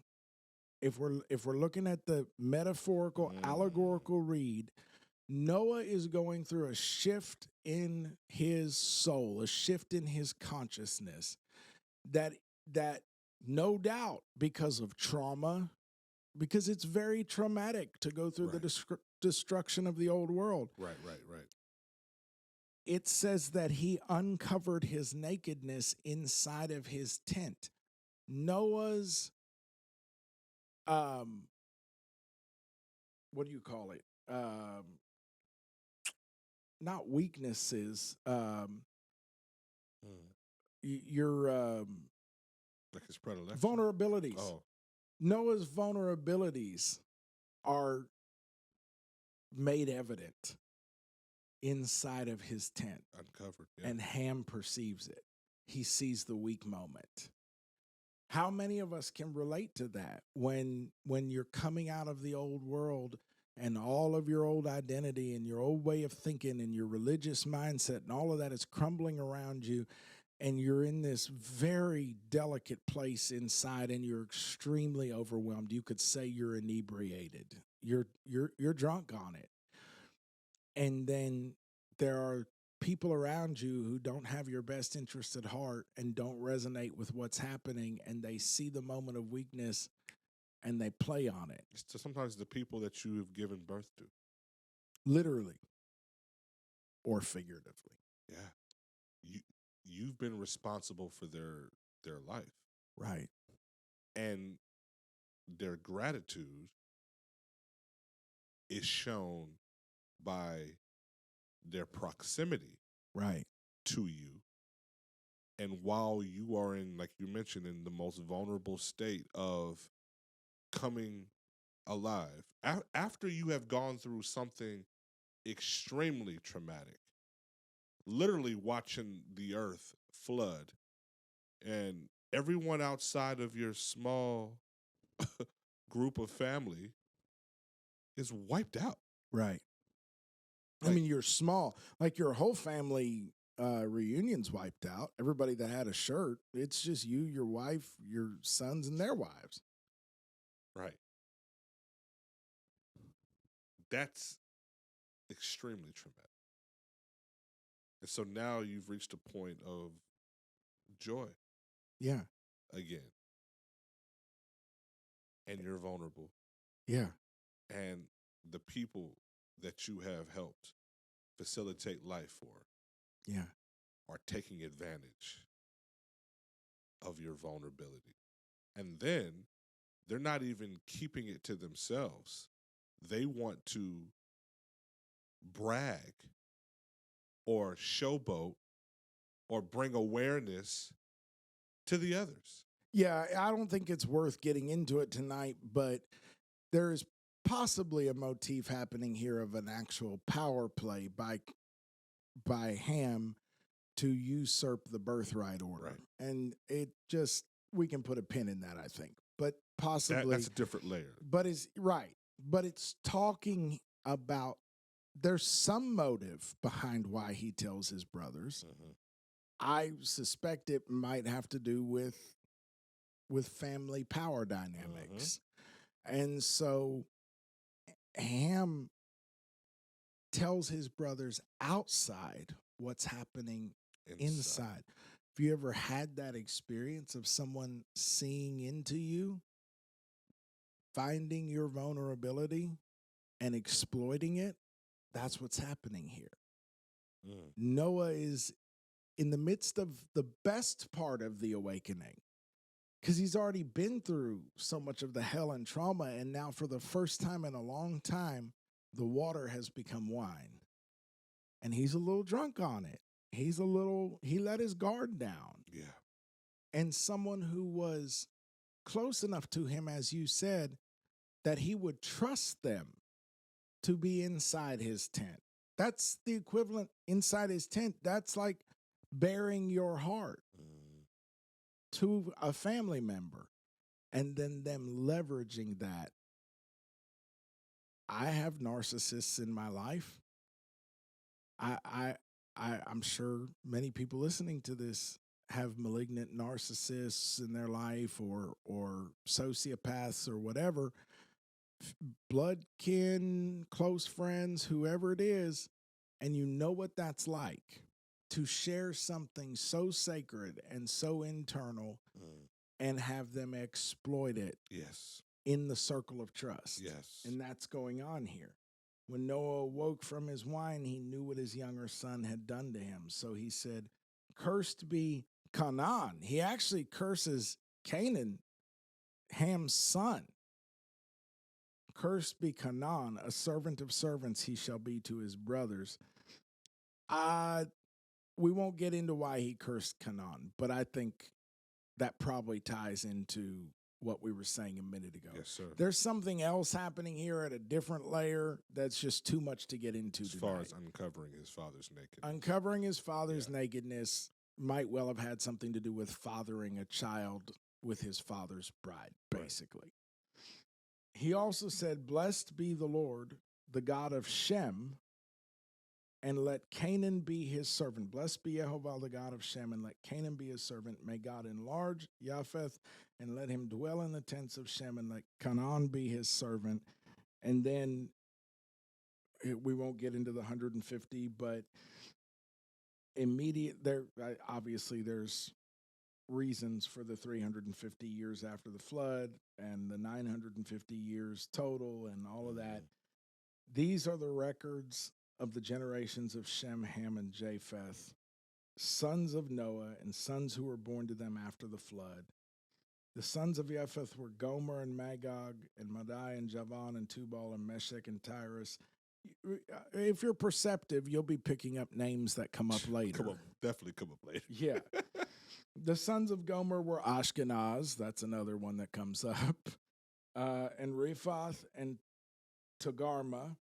The sons of Javan were Elisha and Tarshish, Kittim and Dodanim. By the way, that Ashkenaz thing, I just know so many people rabbit hole on that stuff. The European peoples that Jewish refugees from first century Israel intermarried with and moved through their lands in the years following the fall of the temple, many of those were descendants, we believe, of this Ashkenaz guy, came from the part of the world that his children are said to have settled. So that's how you wind up with this name of Ashkenazi Jews. It means Jews that lived in the areas settled by that descendant of Noah and intermarried with those peoples. So it's a lot of stuff like that. From these coastlands of the nations were separated into their... Okay, from these, the coastlands of the nations were separated into their lands. From these descendants of Noah, this is where borders began to come into place. Listen to this.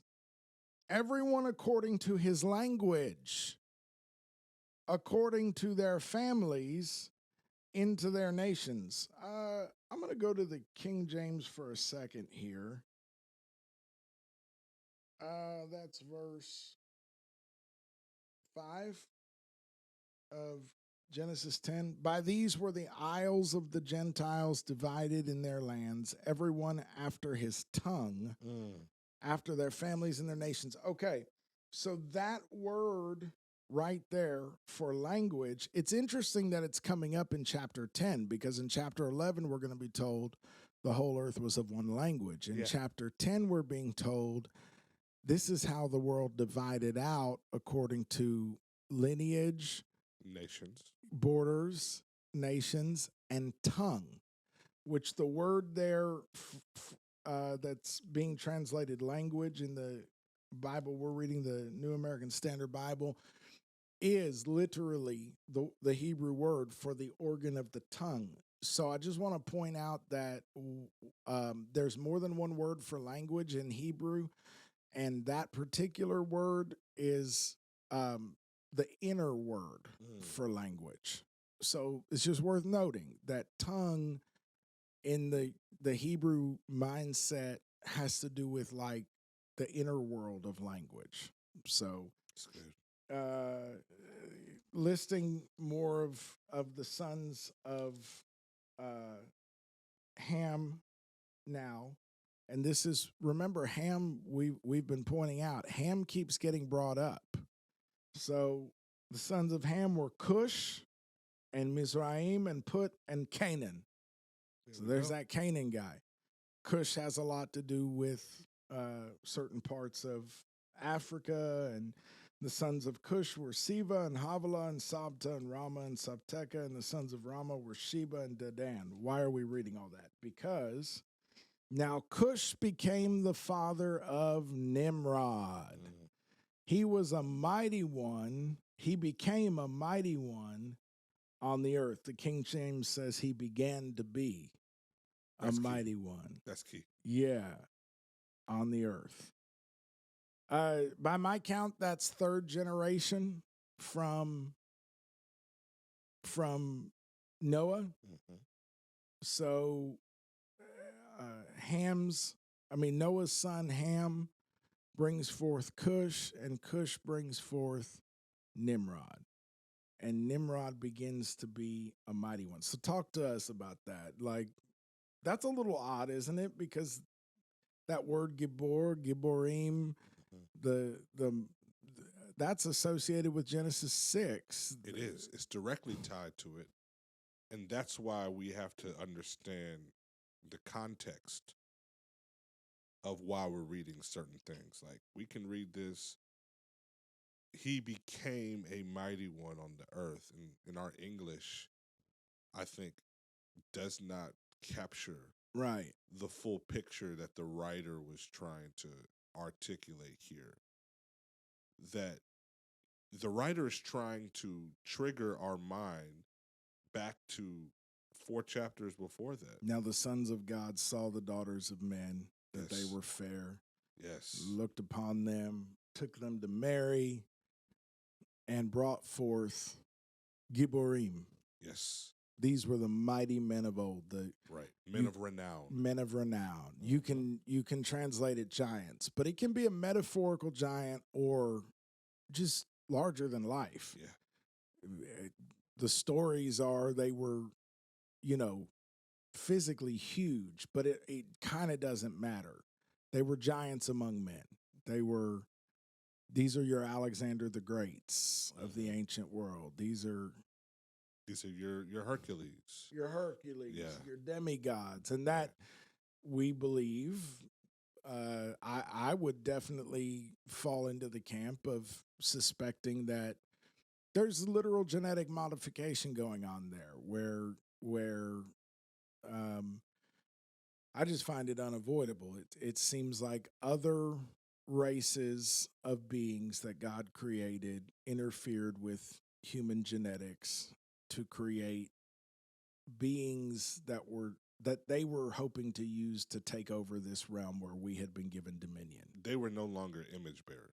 No, they were corrupted. Corrupted, yes. Absolutely. But this is odd because God sent a flood specifically to wipe out that genetic modification project. And now all we've gotten to do is build an altar and have great grandchildren, and we're right back meeting the rise of another one. Nimrod's an interesting character because it's not entirely clear who Nimrod is historically. There's the obvious correlations there in history kind of jump out at you. There's the Epic of Gilgamesh. The Epic of Gilgamesh kind of it's got some tidbits, so we can definitely ponder Gilgamesh as a potential fit launching for this Nimrod character. There's Ashurbanipal, or however you say that, Assyrian. There isn't a direct proven, like in Mesopotamian and Babylonian mythology, history, that I'm aware of, we haven't directly established, this guy here, this king of Babylon, this king of Assyria, this is Nimrod. But there's been a lot of speculation for a long time. So what do you think about Nimrod? What's your... I mean, I think that he is larger than life, of course. I'm sure there's been a level of embellishment with all of the different myths and storylines about him. But I do believe that he is a very, very important, integral part of the text, and that there was a specific reason why the author went to great lengths to detail not only the genealogy, right, but also understanding who he became. Yes. And this is a little bit different outside of Genesis 6, because it's like when the daughters of men and these angelic beings, the Watchers, come together, and what is produced is this genetic modification to the image of God. The Bible details and calls them Nephilim, right? And we've talked about that. It's like a very broad brush stroke to kind of identify everything that's like not the image of God. Right. Whereas in reality, it's a little more nuanced than that. Like these Giborim, which anytime you hear that Nephilim, it's plural. Giborim, it's plural, and it's a little more complicated than that because sometimes the plural singular is accentuating one. And it's not just, and I'm happy you mentioned that, because it's not just their physical stature that is giving them that label. Because we know, we fast forward to Samuel and David's mighty men, they were also labeled the Giborim. That's right. The lion-hearted men.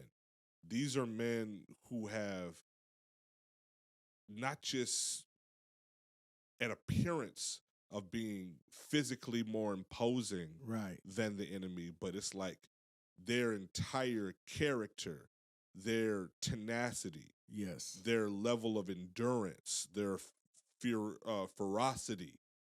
Like, they are not just the average warrior. These are the elite of the elite, and they stand head and shoulders above the regular. They are superhero status. Yes. They're genuine. That's where the superhero...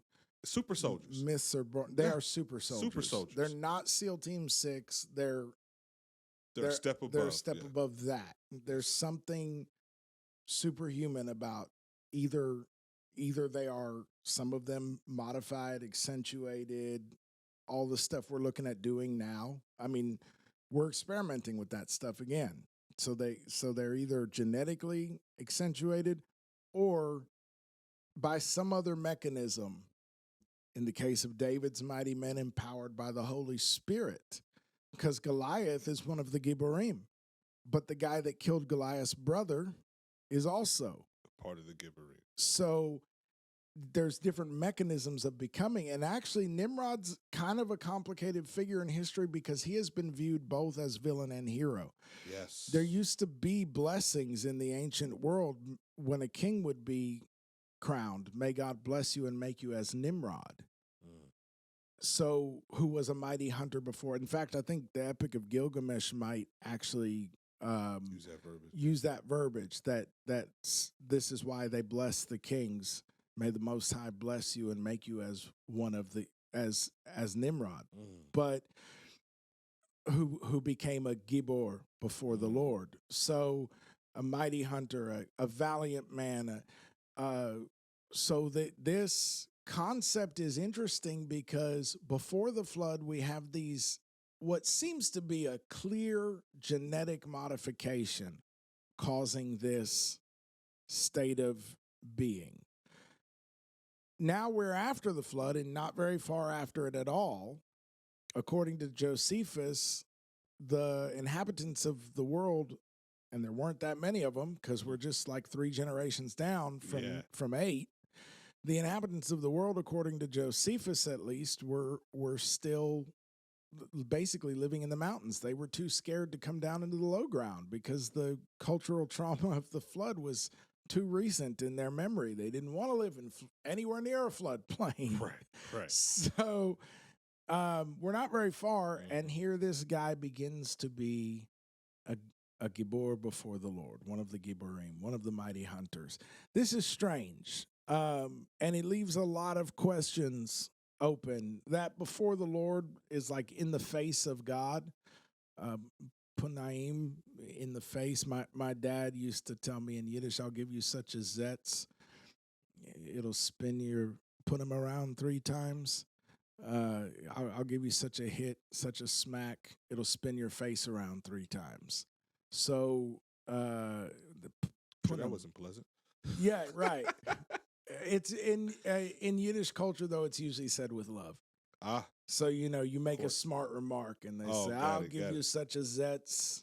Oh, yeah. You know what I mean? Yeah. So, bottom line is, this punim, it's also when it says that there's no one like Moses with whom God spoke, punim to punim, face to face.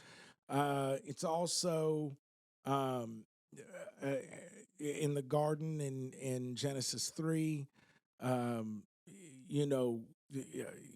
to Eve, he said, your desire will be in his face. Antikemi, your desire will be, you could say toward him, and translations differ on this. You could say toward him or against him, and it works. So that's kind of the problem with Nimrod. He's a mighty hunter in the face of God, but does that mean pointed toward him or does it mean in his face? Bowed up to him. And it could mean either. Yeah, bowed up to him. So I think we have to use our context clues. And for me, the context clues start trending a certain direction pretty quickly. And it starts with the name Nimrod, meaning either valiant one or rebel. Rebellion. Now, we know we just studied Mary, so we know that you can't just assume that, because Mary also means, their rebellion, right? Or her rebellion. I can't remember which one it is. But context clues here, I think they start to stack up pretty quick. That Nimrod feels like the comeback story of these mighty ones, and it's happening relatively pretty quick after the flood, and we've got this odd phrasing that he began to be. Yeah. And so there's so many scholars write tomes about this stuff. So we can't say like, boom, here it is. But for me at least, I think using our context clues here, number one, I think we're going to find out pretty quickly that the motif of a hunter, that's got some implications. It's relevant. And then also, I think that that bringing up the motif of Giborim so close to Genesis 6, to me, that echo is not accidental. No. So there's all these different ways that scholars wrestle with this, and rabbis and mystics, and one of the ways that they've wrestled with it is to say that maybe some of the giants survived the flood. I find that hard to believe. If all flesh, in whom was the breath of life, perished, that one's hard for me. I struggle to believe that any of them made it through. I don't think that's the picture that's drawn for us. But somebody can have that view, and I'm interested in their take and all that. But I feel a little more inclined toward this is not about genetic lineage as much as it is about the mantle.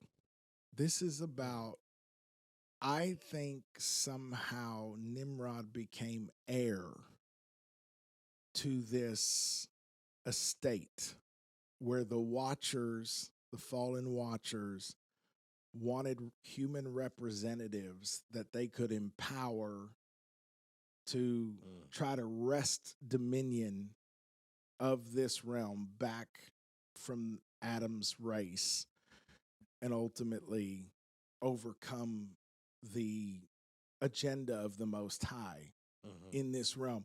So for me, I feel like we're almost looking at the first story in the Bible of, you could say, we would say in modern parlance, he sold his soul to the devil. That's what it feels like. It does. It does. And that allows him now to ascend. That's right. To a greater stature, state of being. And, as we'll see here very shortly, have a great amount of influence. Right. For the masses. Yes. Like, you don't just wake up and have such a pull on a lot of scared people. Right. Traumatized people, people trying to navigate generational trauma. Yes. And he is able to galvanize the earth. Yes. In order to take on this next task. Yes. So he got his influence from somewhere. And part of this awakening process is people realizing, we were talking earlier today just around the staff meeting table. We just got in an offhanded discussion about the majority of presidents of the United States that have all been related. Yeah. Even what a quinky. Counterintuitively, Obama's in that mix. And yes, he is. I don't think most of us would have expected that. But he is. And that lineage ties to the royal house of Britain. Well, that feels like a really odd coinkydink for the vast majority of people in a free democratic society who make it to that post, go to the same family reunion. All right. And it's the royal family of Britain. That's okay. So a lot of us have started to realize, like, when we're out here spinning our wheels, trying to have influence and make it in this world, and it feels like we just, whatever it is, we don't have it. You got to realize that basically nobody does until they cut a deal with the house. Mm-hmm. So you have to start to put two and two together and realize that it's really not about the talent. It's really not about the looks. There's a lot of gorgeous people. There's a lot of really smart, really talented people. We live in Austin, man. Singers and musicians who can play the pop stars under the table are literally a dime a dozen. They can't make a living. Yeah. And yet they are the people those singers hire to cut their albums because they don't have the talent it takes to sit in that studio and create that art. But the people that are being hired buy those superstars to put out that product, can't make a living off the back of it, don't have health insurance, it's not about The talent. It's not about the looks. It's not about somebody somewhere is going to meetings that you and I are not invited to. Yeah. And shaking hands, you and I don't shake. And striking agreements, we don't strike. And this is incidentally why the Lord Jesus says to us, beware when all men speak well of you. Yes. Not in this realm. Not a good thing. If you're that copacetic with the system around you, probably not a good thing. And I feel like for us in ministry, that should be very sobering to realize that if we get rocketed to the pinnacle of society without taking so much flack that it destroys our influence, we need to be aware that we're probably fitting in way too well. And if you see somebody doing that, it's worth being aware. I'm not saying God elevated Daniel, God elevated so I'm not saying automatically anybody who's got that level of influence or whatever is automatically but it's a warning sign. Do a little extra work here to have some discernment about you, because it usually is not a good sign if somebody can claim to represent the kingdom of light and be that well received in Babylon. So I feel like, I don't know what he did. I don't know if he got genetic modification. I don't know if they taught him. You have to remember, so much of what the fallen ones have trafficked in through time has been knowledge and information. So maybe they just gave him so much knowledge that he was just light years ahead, technologically, scientific, whatever it was.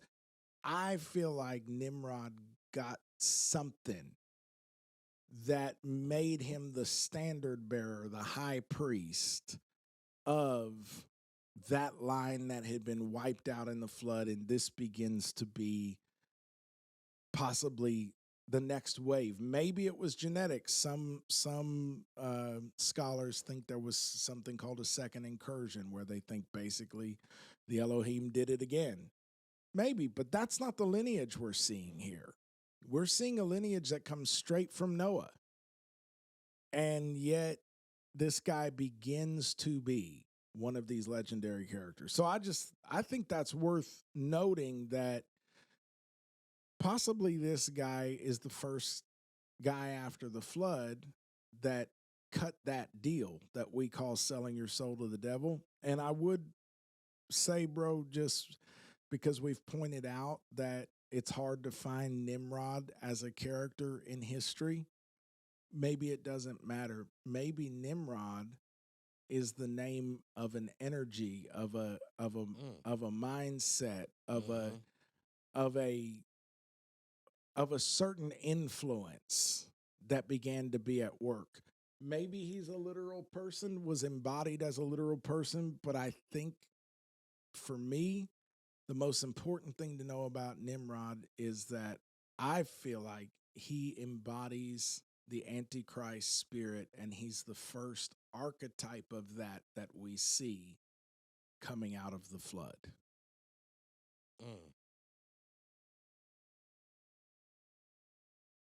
I know you looked up some stuff too. Do you want to keep trucking, or do you want to? Yeah, I definitely want to keep trucking. Because what I really want to get to is leading into chapter 11. So then we can basically say verse 9, he began to be a mighty one in the earth. Verse 9, he was a mighty hunter before the Lord. Therefore it is said, like Nimrod, a mighty hunter before the Lord. So that's a catchphrase. Yeah, that's that catchphrase. The beginning of his kingdom was Babel. Yes. And Erech and Akkad, that's that Akkadian people that rabbit hole, you'll know that one. And Kalna in the land of Shinar. From that land he went forth into Assyria and built Nineveh and Rehoboth and Kalah. So we know that the way he's being talked about here would be as probably the king, but certainly the primary architect. Shinar is where ancient Babylon is. Mm-hmm. Like the literal physical plains of Shinar is where ancient Babylon is. So the beginning of his kingdom, the leading border of his kingdom was Babel. And then we begin to see the Akkadian Empire and Assyria with Nineveh and all that wrapped into it. So this would have been a massive empire that would have included the empires of Babylon and Assyria and the Akkadian culture. So we're talking here about a massive, if you think about how close we are to the flood here, globalist power. Yes, sir. That's what we're talking about. Yes, sir. All right. So then I think we could drop down to 11. Yes, sir. It just ends 10 by saying, these are the families of the sons of Noah according to their genealogies by their nations. Remember that it told us this was separating them by nation or family, by tongue, by borders, and out of these nations, and out of these the nations were separated on the earth after the flood. So that kind of sets up the story of how that separation came to be. Yes, sir. So then chapter 11, verse 1, now all the earth used the same language and the same words. You know what's weird about this? Other than that, we got told in chapter 10 that they were dividing out by tongue, by family, and by border. That's, first of all, the heck. Mm-hmm. They've already been dividing out by tongue, by family, and by border. But now we're told the whole earth used the same language and the same words, and neither one of those words is the same word that was used in chapter 10 for language. So in chapter 10, we had tongue. In 11 and 1, we have language, lip, and words, dabar, which are the literal dabar. That is the logos. That's the words themselves, the verbal concepts themselves. So interior speech in 10, language inside of a person, your tongue, but then lip in this chapter, and I'll say it this way. I think dabar, the easiest way to say it would be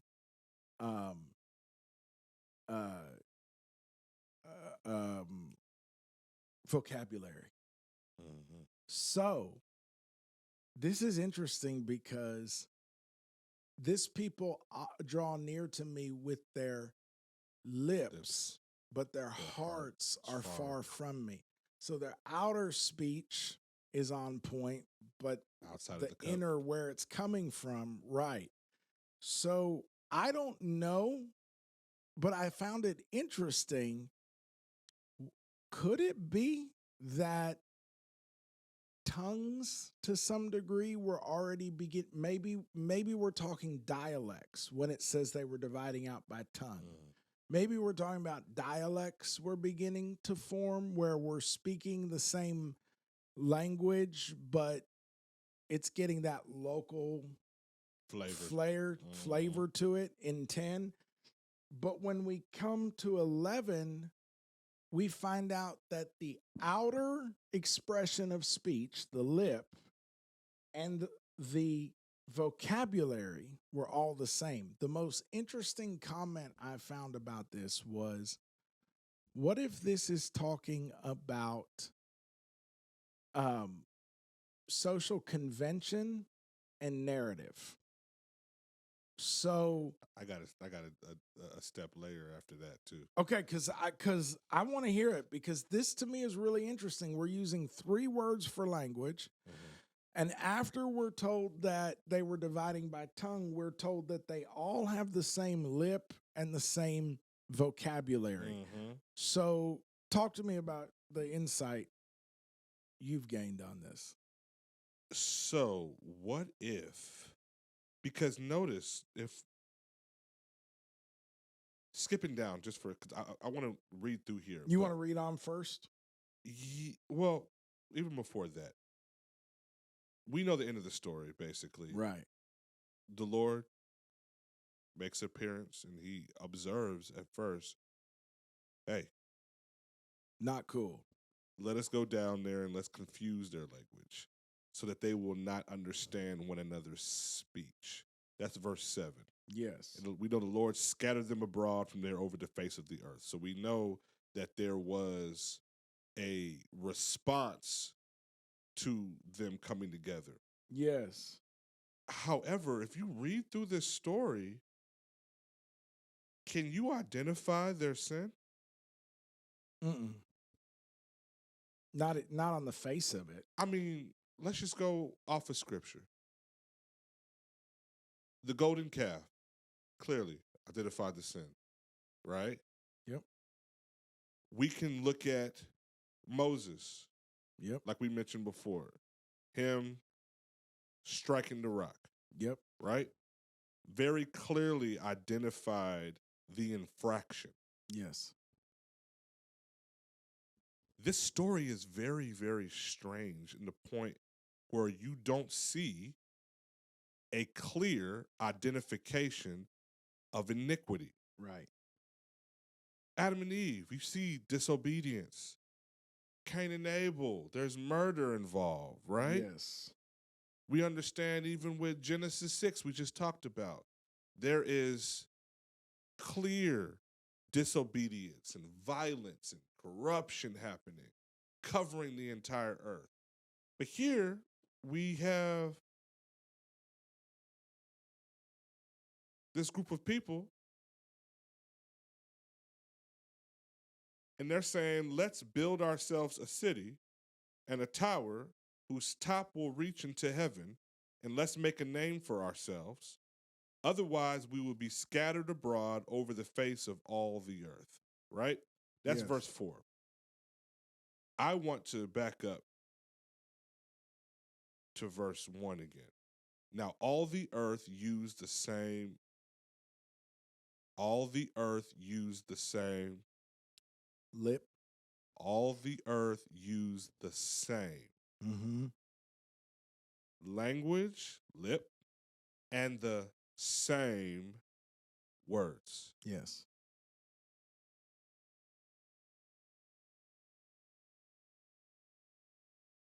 There's nowhere that we find in Scripture that I can see where the Most High calls us to be the same. Right. There is such a thing as toxic uniformity. Mm-hmm. We're called to be in unity, but unity is not the same thing as uniformity of everything being the same. I found that to be extremely interesting. With unity, there's harmony among diverse individuals. You have many different voices and they're all aligned for one purpose, right? We even honor the diversity that is found in the midst of unity, right? Yes. But uniformity, that's a forced level of sameness. It's an identifying the other and saying, no, that needs to come into alignment with what we have decided as the status quo. It's even a suppression of your individuality. Yes. And it's a sense of control through conformity. It's not the unity that's the problem, it's the uniformity. And you see this play out in such a wonderful, tangible example in verse 3. Then they said to one another, "Come, let's make bricks and fire them thoroughly." And they use brick for stone. That's so good. Yeah. Don't miss that. Yeah. They use brick for stone. Yes. And they use tar for mortar. Doing a little bit of research on that, the Hebrew there is very strange. It's like an intentional doubling of the verbs. So you can almost, you're supposed to notice. You absolutely are supposed to notice. But the Hebrew reads, "Come, let's brick the bricks. Brick the bricks. Let's brick the bricks and fire the fire." They were all bricked up. Right. It's we would never speak like that in our normative English, right? We would say like it was surely fired. Yes. Like we are adding an emphasis on this. But you notice when it comes to bricks, what do you notice about bricks? Uniformity. They're all the same. By design. And if one is out of alignment with the other, it's tossed aside, destroyed, and it cannot be used. You're cooking. You see what I'm saying? Oh, yeah. And I started just thinking, I was like, okay, Lord, teach me. Like, what should I be drawing out of the text with this term, bricks, right? I started to think, and this is where the elements come in. How do you make bricks? Right. You get the earth and the straw or whatever you're straw, using to bind right? it. Some form of earth, right? Organic material. Usually mix it with water. Yep. Make the mud as you're starting to compose, and you put it in a form. Come on, you make it in a form of your image. You form it. Has no organic contours. Everything is perfectly squared off. You're using a tool, more than likely. Yep. A spreader. A spreader, yeah. You're harnessing technology. Are y'all picking up what we putting down here? Because we're throwing out a lot of different little rabbit holes you can go down, but like you're harnessing technology and bending it to your will, right, to form something that is going to be your foundation and your structure that you are going to derive safety from. Yes. You see how that is a problem. Yes. And it's definitely in contrast to what Noah just did with the ark. Yes. That was not the same technology harnessing that he used to build that structure of safety. Because God has no problem with us being inside an ark of safety, especially when he was the one to give the warning that, hey, a cataclysm is getting ready to take place. And I love you so much that I'm going to have you produce something that is going to be a vehicle for you to find shelter in. Yes. And my grace is sufficient enough. I'm going to leave the door open for anybody to climb aboard. Yeah. If they will just say yes. Yes. And when it's time and that time has ended, I'm going to shut the door. Yes. Right? And now we have, and I want you to get into, I want you to like hop into here. You are so deep in what I want to talk about. Cook. Speaking of cooking, after You have formed these all uniform bricks. If all the pieces aren't dropping in yet, just stay in the ride, because some of you may be missing context. We're hearing each other loud and clear. Yeah. But we have a lot of these conversations. Yeah. So if you don't understand why we're so worked up about the things we're saying, you will by the end of this episode. Absolutely. So yes, sir.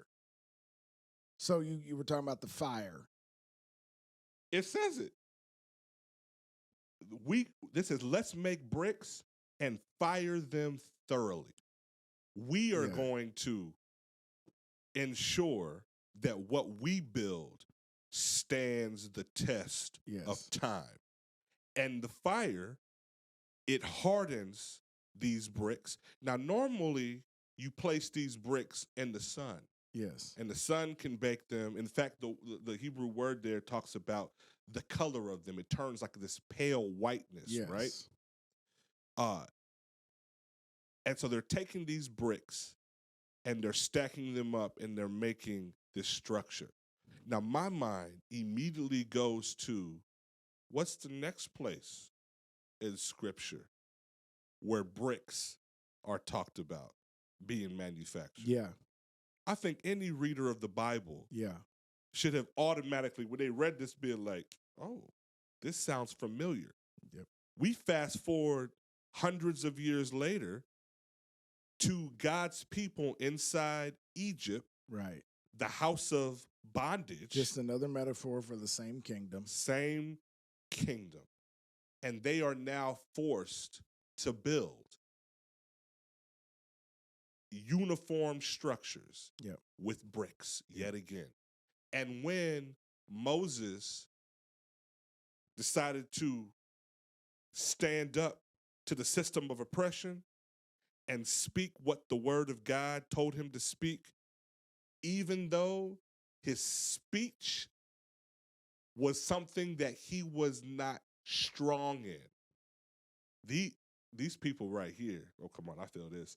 These people right here were strong in their speech. Yeah. They had a synergy about them. They were able to speak the same language in a way that they were extremely efficient in building this structure. Yes.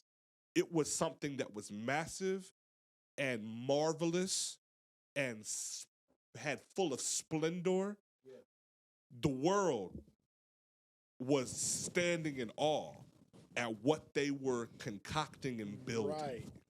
This wasn't like some little tiddlywinks they were building. No, this is something that is, when you get the God of the universe to stop and take notice, you building something here. Yeah. You know what I'm saying? Yes. You're building something here. And so when Moses stood up to that spirit in Pharaoh, saying, no, I want you to break my people out of this bondage of making these bricks. What did he do? He said, not only do you have to make more, I won't give you the supplies. You got to go get the supplies. Yourself. Which is what the Matrix always does. Come on. When you start to break free. Yes, sir. No, you're going to have to dig this rabbit hole yourself. Go deeper. I'm not going to help you. I'm going to drown you. I'm going to drown you with it. This is how the house of bondage works. And so I'll stop there for a second because I want you to definitely chime in. But that's what I started to really draw out of the text. Like even before we get to what happens later on inside the text, it's that sin of uniformity that is so dangerous. And I'll just say this right here. Even when it comes to, you correct me if I'm wrong, but I don't think I am. Every instance of even twins in Scripture, I don't think there's one time when we talk about identical twins. Right. When they're talking about, even when it comes to Rebecca, you have Jacob and you have Esau. And the Most High says, like, there is two nations Yes. in your womb. But when they come out, they look vastly different Right. from one another. And we know the story, even to the point where Jacob has to concoct and reestablish even his body chemistry and his smell in order to deceive his father, right? If you're identical twins, you don't need to do that. They speak the same language. Yeah. You know what I mean? Sound off in the comments, twins, if you want to set us straight on this. But even identical twins, have you ever known a pair of identical twins that are, it's so much seeing the same person twice that it almost makes you like a little panicky? Like it's almost uncanny valley. Like, Yeah. how is they the same person twice? Right. And if they're really cute or whatever, like it almost is overkill. You're like, just like cuteness overload. It's like, so I've known several of those. I guess I have a fairly narrow field of study as far as like how many I've known, but in my life, in my 43 years on this planet, I've known several of those. It's never the same person twice. The funniest thing is it shows you identical twins to me is such a good example of seeing that the sameness is only skin deep. Because the same breath of life that comes into both of them creates totally different souls.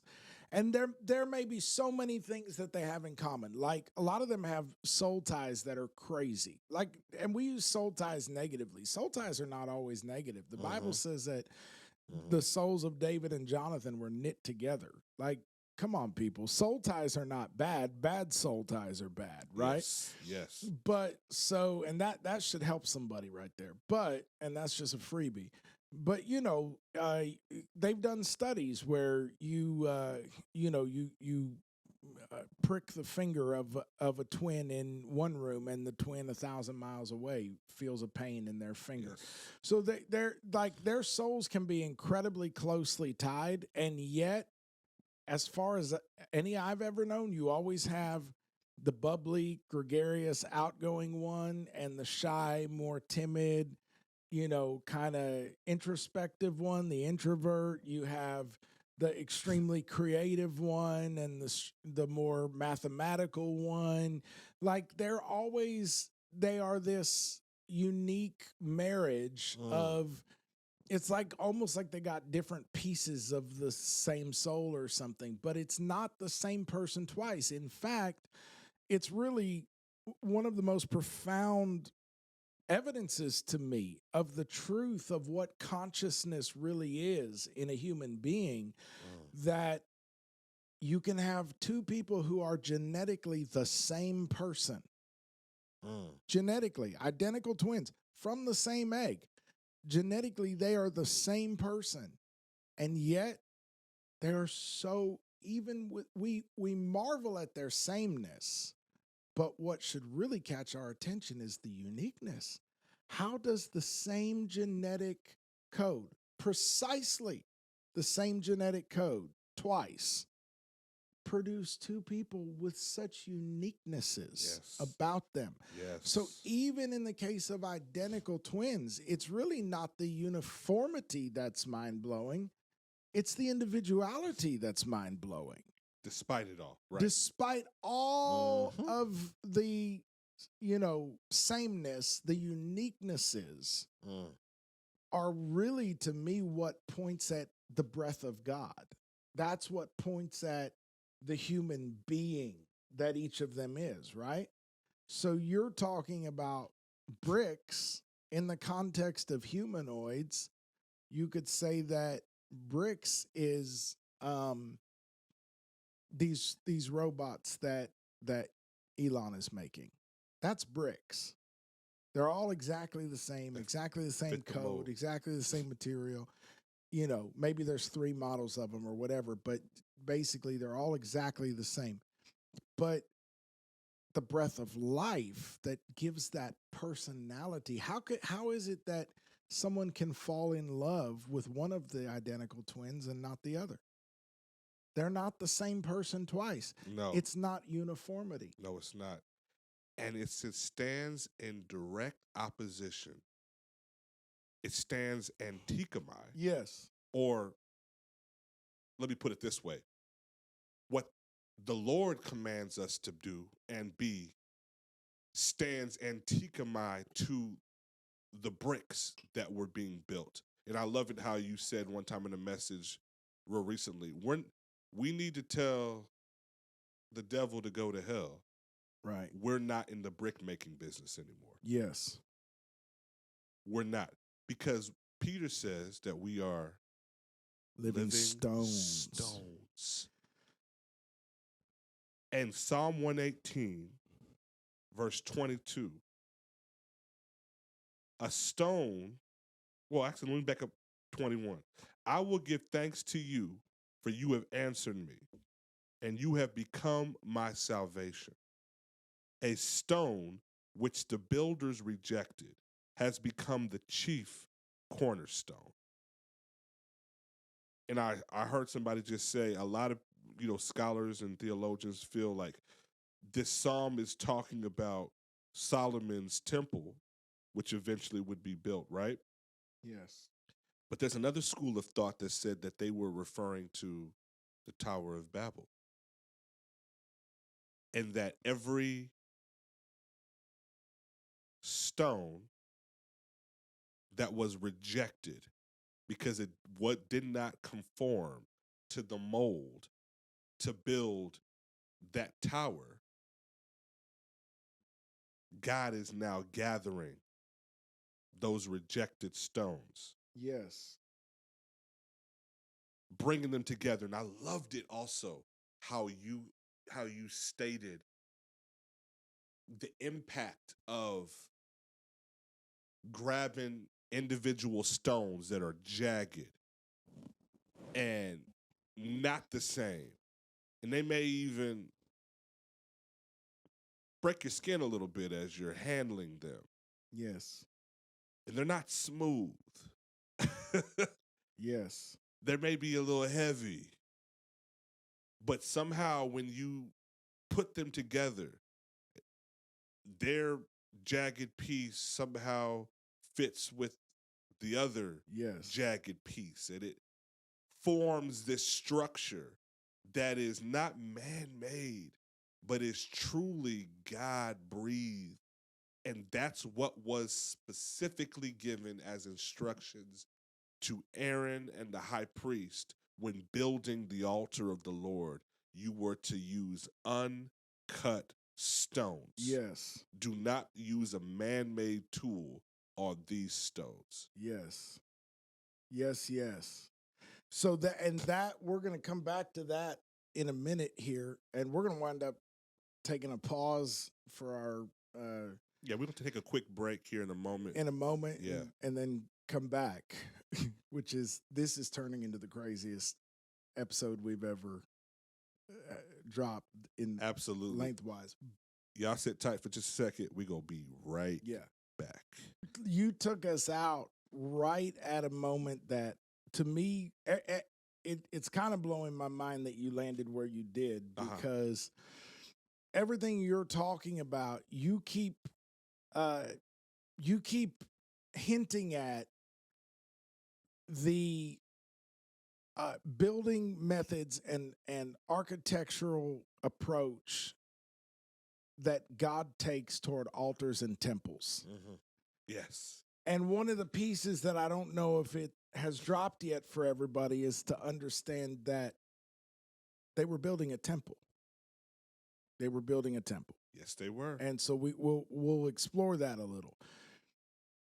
But there's a few motifs that they are building, and it's all echoing these themes. So they're building a temple, and they're using, it doesn't just say brick, it says brick for stone. And it doesn't just, and they're not just using slime or bitumen for it, they're using it for mortar. So there's word play here on word play. And it's like you said, there's this idea of brick for brick and fired with fire.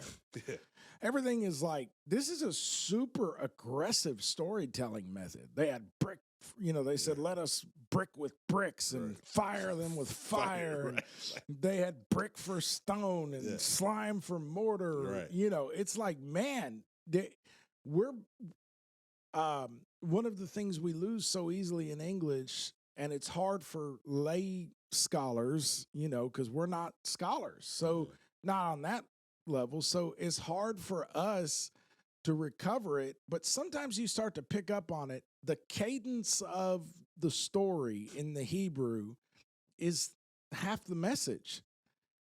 So much of why we look at the Tower of Babel and go, what did they even do? What was the sin? Is because I said about what's his face?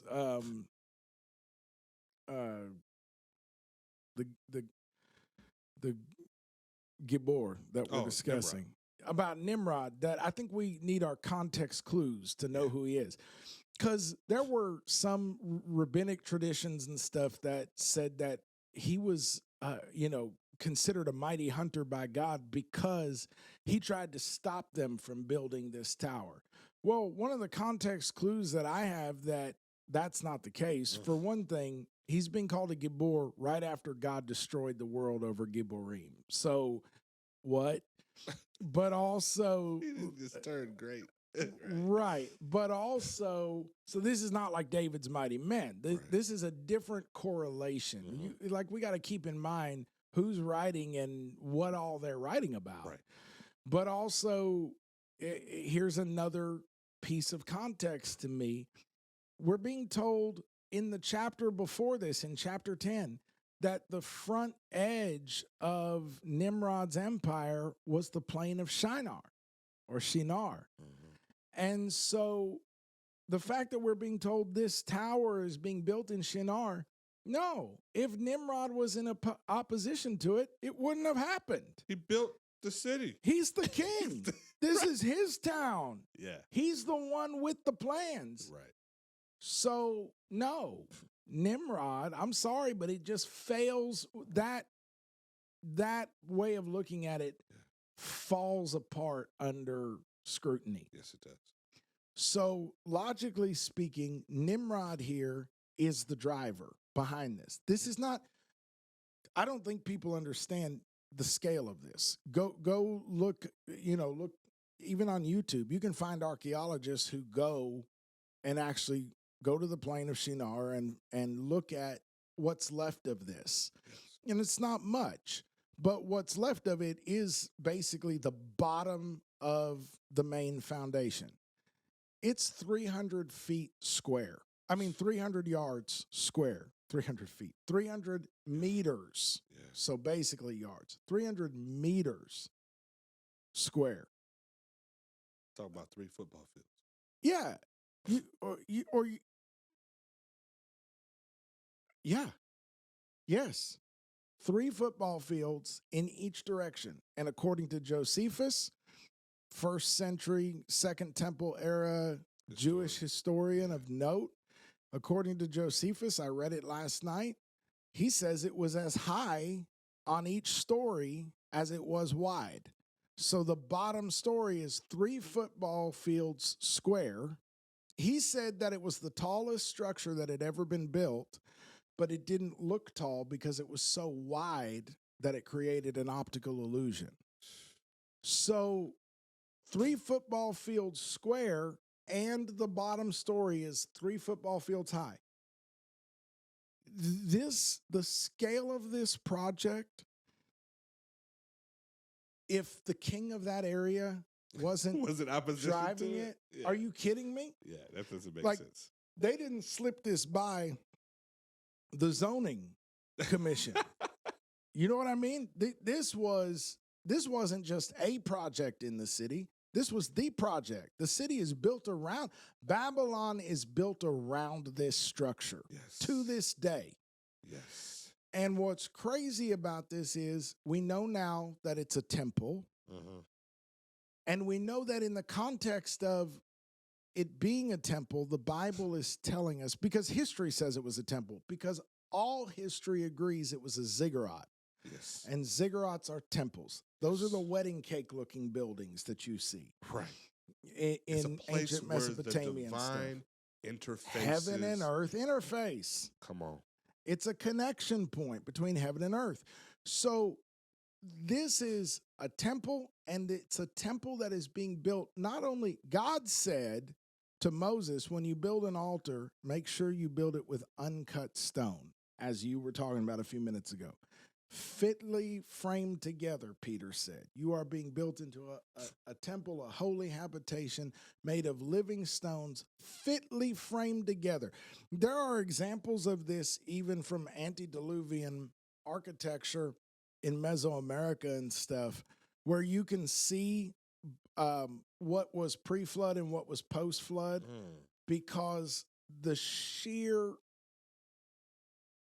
mind-bending size, colossal size of these walls and pyramids and so on, but also because often the pre-flood architecture is fitting uncut stones of the most mind-bending proportions together so perfectly that you can't slip a piece of paper in between them. We don't have any technology like that post-flood. Nope. And so you can see where they came and built stuff back that got destroyed. And it's nowhere near the intricacies of these, Timothy Alberino says, the cyclopean structure. Timothy Alberino dives into this. Right. These monoliths, you can tell which parts of them are the most ancient because of that. Just the sheer magnitude of that particular skill set. And so God is saying, when you build me a house, when you build me an altar, when you build me a house, in the case of the altar, use uncut stones. In the case of when Solomon built the temple, he said, cut them at the quarry. I don't want to hear the sound of any iron tools. Right. The temple is built in silence. Yeah. So God has this thing about not doing undue violence to the organic creative process. And these people are saying, not only are we going to use brick for mortar, but we're going to brick our bricks. And I mean, brick for stone, but we're going to brick these bricks. We're going to brick with bricks. And we're going to fire them. We're going to fire them with fire. This is all very rebellious language. Yes. And it's about a temple.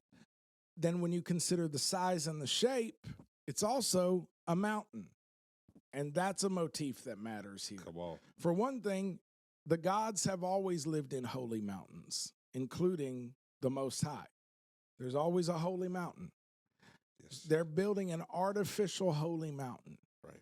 And they are building an ark. How do we know that? Well, we know from several historical sources, and we'll talk about them a little bit, but you can just tell by the language here, because they said we're going to use bitumen or bitumen, or however you say that, slime for mortar. Now, again, there's wordplay here. Yes, it is. Because let me go to the Hebrew, and out of the King James, slime had they for mortar. Slime is bitumen, which means rising to the surface. It's pitch, asphalt. That should trigger your mind to another story. Right. They are using in slime something that has been used for thousands of years when we are trying to build something completely waterproof and impervious to weather and destruction. And then and just so y'all know, he's referring to Genesis 6 again, verse 14, God's instruction to Noah. Yes. Make for yourself an ark of gopher wood. You shall make the ark with compartments and cover it inside and out with pitch. And there's that inside and out motif again, with pitch. So you need to be waterproofed on both sides. If Noah had only pitched the exterior of the ark, that would have worked for a canoe, probably. But it wasn't going to carry him through the flood. Oh, He needed to have the covering on the inside too. Yes, sir. And so when it says slime or bitumen had they for mortar, slime is chemar for chomer. Chemar for chomer. So we're looking at Hebrew wordplay here. Chomer is mortar. Chemar is this slime, this pitch. So they had chemar for chomer. So chomer is a bubbling up. Listen to this language. A bubbling up. That is of water, a wave, earth, mire or clay, cement, a heap. Okay, what are we being told? Mortar is something that bubbles up out of earth when it is mixed with water. Chomer, slime, pitch, asphalt, bitumen, that is something that settles from out of the process of refining petroleum. So it is a product that comes from death and decay being subjected to either slow oxidization over time or the heat of a refinery. And it's this thick, black, viscous, waterproof, heavily adhesive substance that settles out of that refining process. It's the ultimate form of death and decay. And mortar is a welling up, a bubbling up that happens when water moves through earth.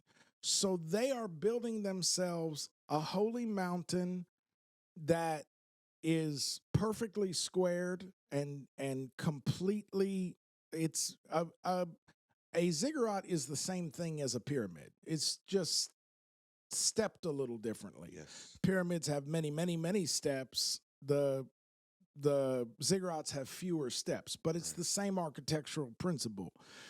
So they're building a holy mountain that's perfectly squared off in the way that they want it.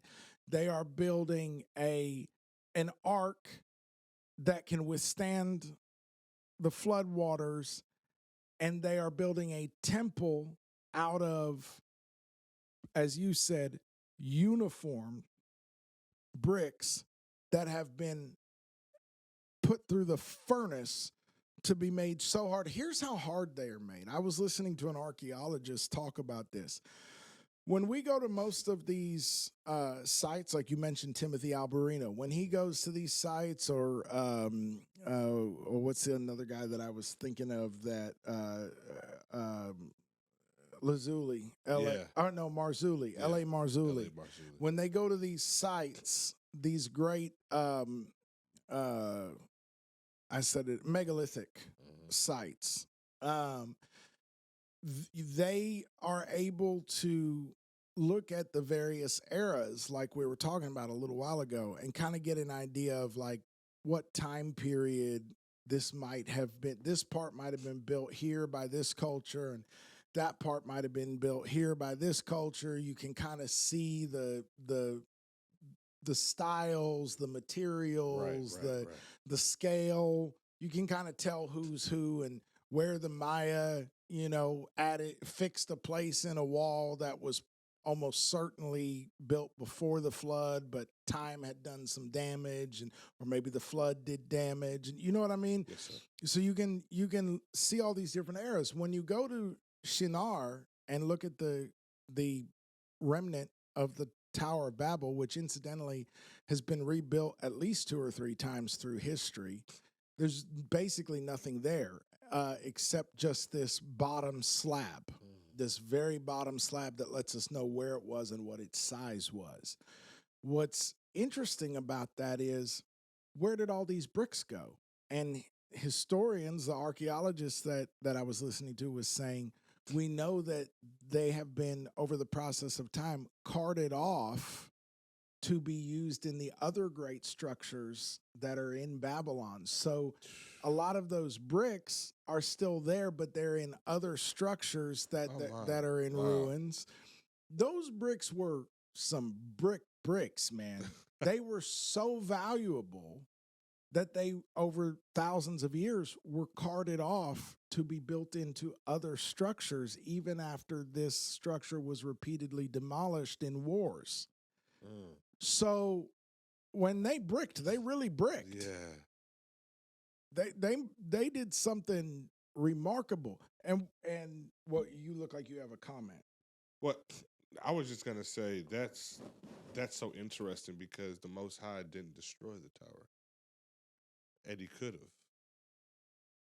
What do you think about that? I haven't until this moment.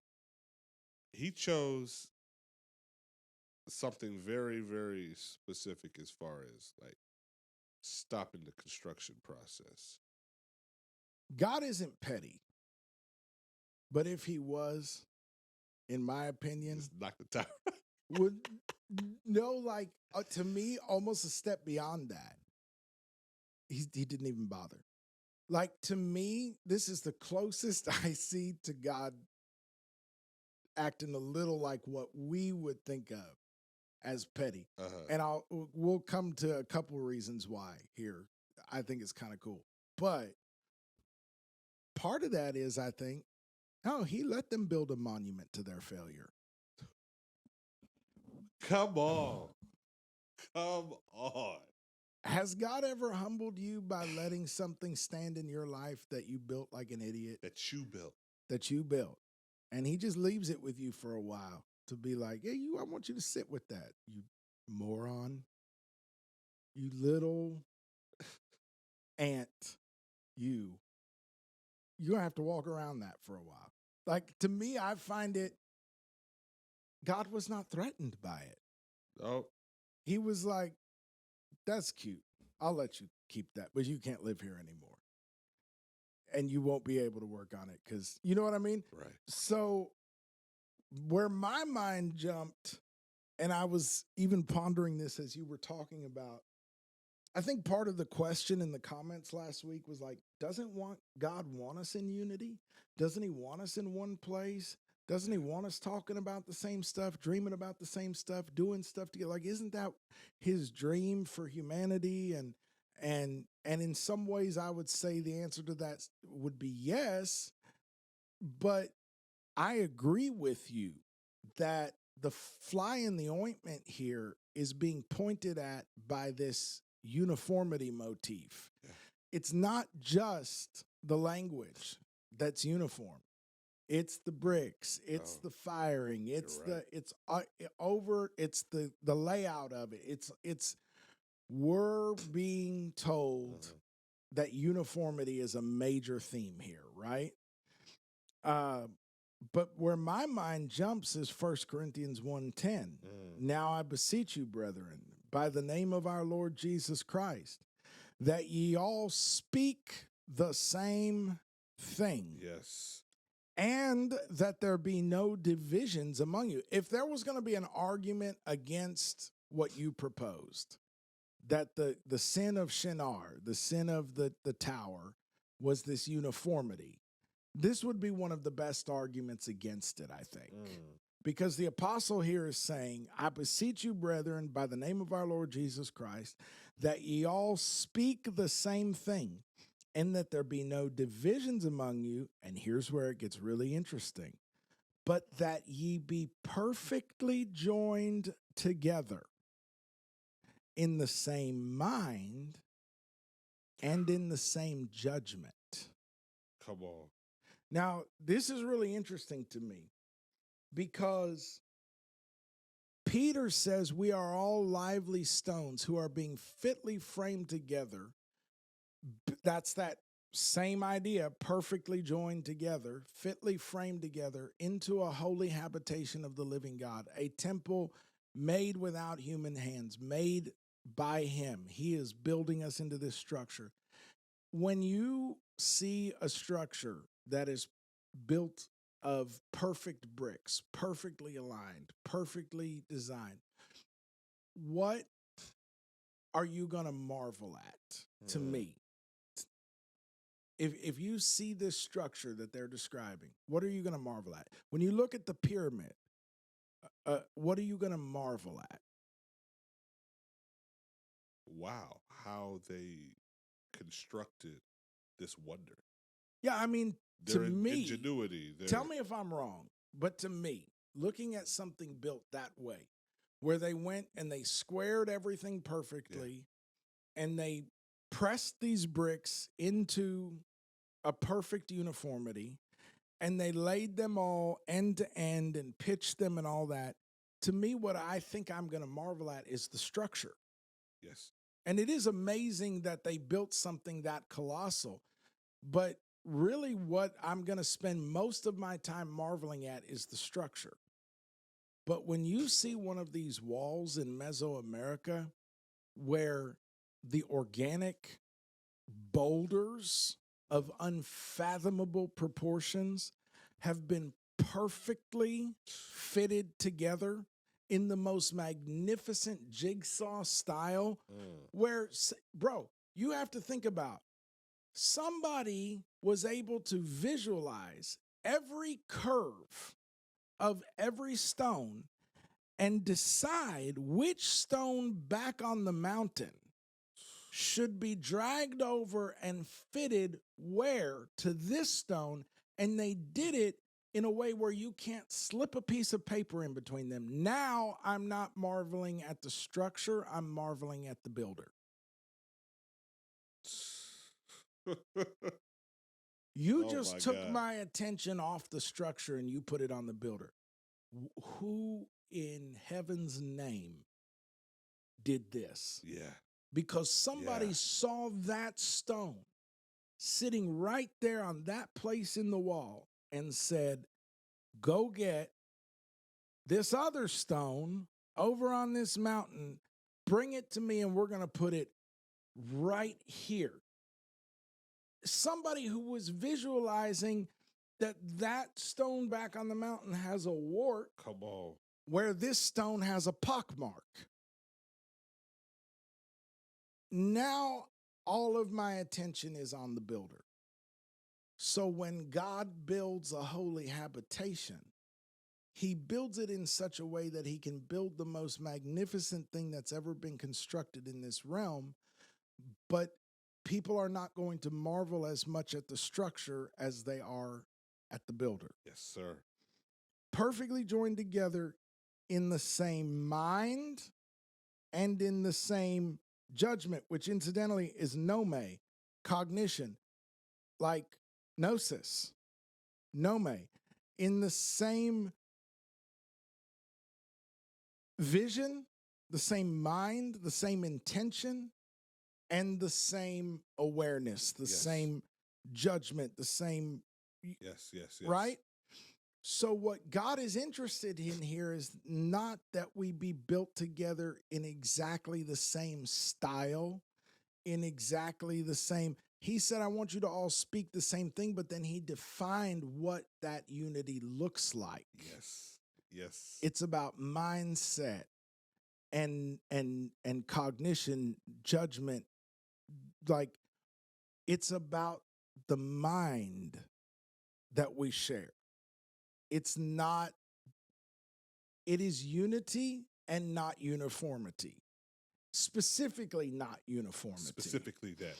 So now we go back to chapter 10 told us that, in my opinion, I'm no scholar, but to me, it feels like chapter 10 told us that as soon as Noah's children had children, that they began to filter out in that area of the world and started grouping up by clans and forming borders around those clans. And the tongues that were spoken inside those borders began to reflect some uniquenesses. That's back in chapter 10. Yeah. The tongue of each place.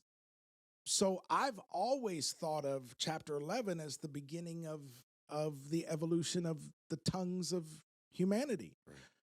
But I would at least posit the possibility that at least dialect had already begun to filter out. And maybe that's not what's actually being addressed here. Because then we're told the whole earth used the same lip and the same vocabulary. Now, the way that I have seen that parsed out in a way that caught my attention. If people are interested, you can just look up where Josephus wrote about the Tower of Babel. Yeah. And in the Antiquities of the Jews, it's readily available on the web. It's an easy read. I read it. It's no big deal. You can read what Josephus had to say about it. What you do need to understand is that's not gospel, because history is narrative. Yeah. And in that era, the era of the ancient world and like Second Temple Judaism, they knew that history was narrative, and they were totally at peace with that. Right. In fact, myth is kind of a misunderstood. It's very recent, in the last couple hundred years, that myth has come to mean exclusively something untrue. Mythology was a narrative, a story that a people told themselves about who they are and where they come from. Yes, sir. So the mythology that developed around real historic events and characters, the ancient world didn't really have the view that we do. Yeah. They were at peace with knowing some of this is traditions of the fathers that came down orally and it's being committed to paper by historians. Some of it is the historian crafting a narrative that we can live with that helps us form our collective ego, our collective identity, and it holds the empire together, it holds the culture together, it holds the people together. So you need to understand that Josephus is going to say everything in the same tone, and it's kind of up to you to decide what is hard, cold fact, what is oral tradition, what is just Josephus knitting it all together into a narrative that Second Temple Hebrews could deal with. Yeah. So when you read Josephus, don't read it as, fact in the way that we think about fact. Two comments I would like to make about that, though, is number one, maybe start applying some of that thinking to reading history that we're right. In general. Like, think about how the story behind Thanksgiving and Columbus Day and all of that have shifted in your lifetime alone. Think about the attitude toward John Wayne movies and how that has shifted in our lifetimes alone. So realize that history has always been narrative, and it's always wise to read it as such and to just hold it with a light hand, right?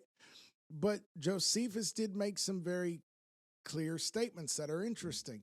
But the second thing that I would like to say about that is maybe consider that the God who inspired the writing of Scripture may also have stitched this story together in a way that gave his people a rootedness in the identity he wanted them to have.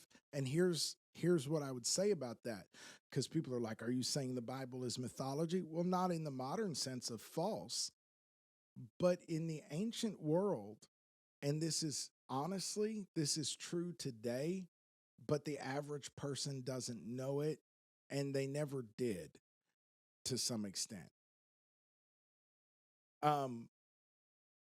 Many stories are told in a way that is designed to communicate a truth that lies deeper than hard, cold facts. Yeah. So understand that asking whether Jonah was literally swallowed by a fish or not is very likely the wrong question. Because a more pertinent question would be, what did God want us to gather right from that way of telling that story? Right. This is another tooth along the jagged edge of the key of knowledge. Yes, sir. Understanding that we don't have to break fellowship with people who read the 6-day creation story differently than we do. Yeah.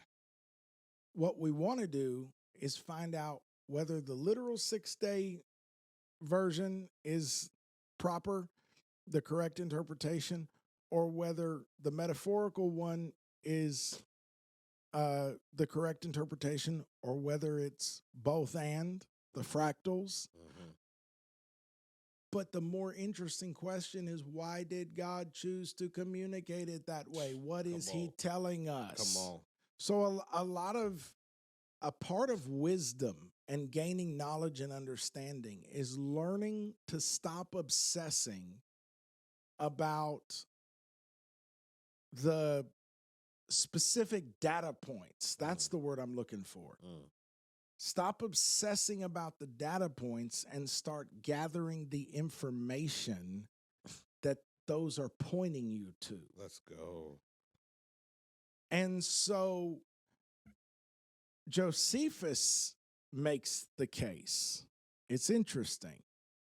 Josephus makes the case that several pieces of cultural context that played into this story went along these lines. He says that the inhabitants of the earth at this time were basically living in the mountains, and that they were terrified to come down out of the mountains because of this memory of the flood, right?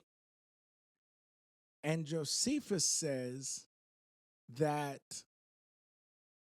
in order to build his empire, Nimrod needed to convince them.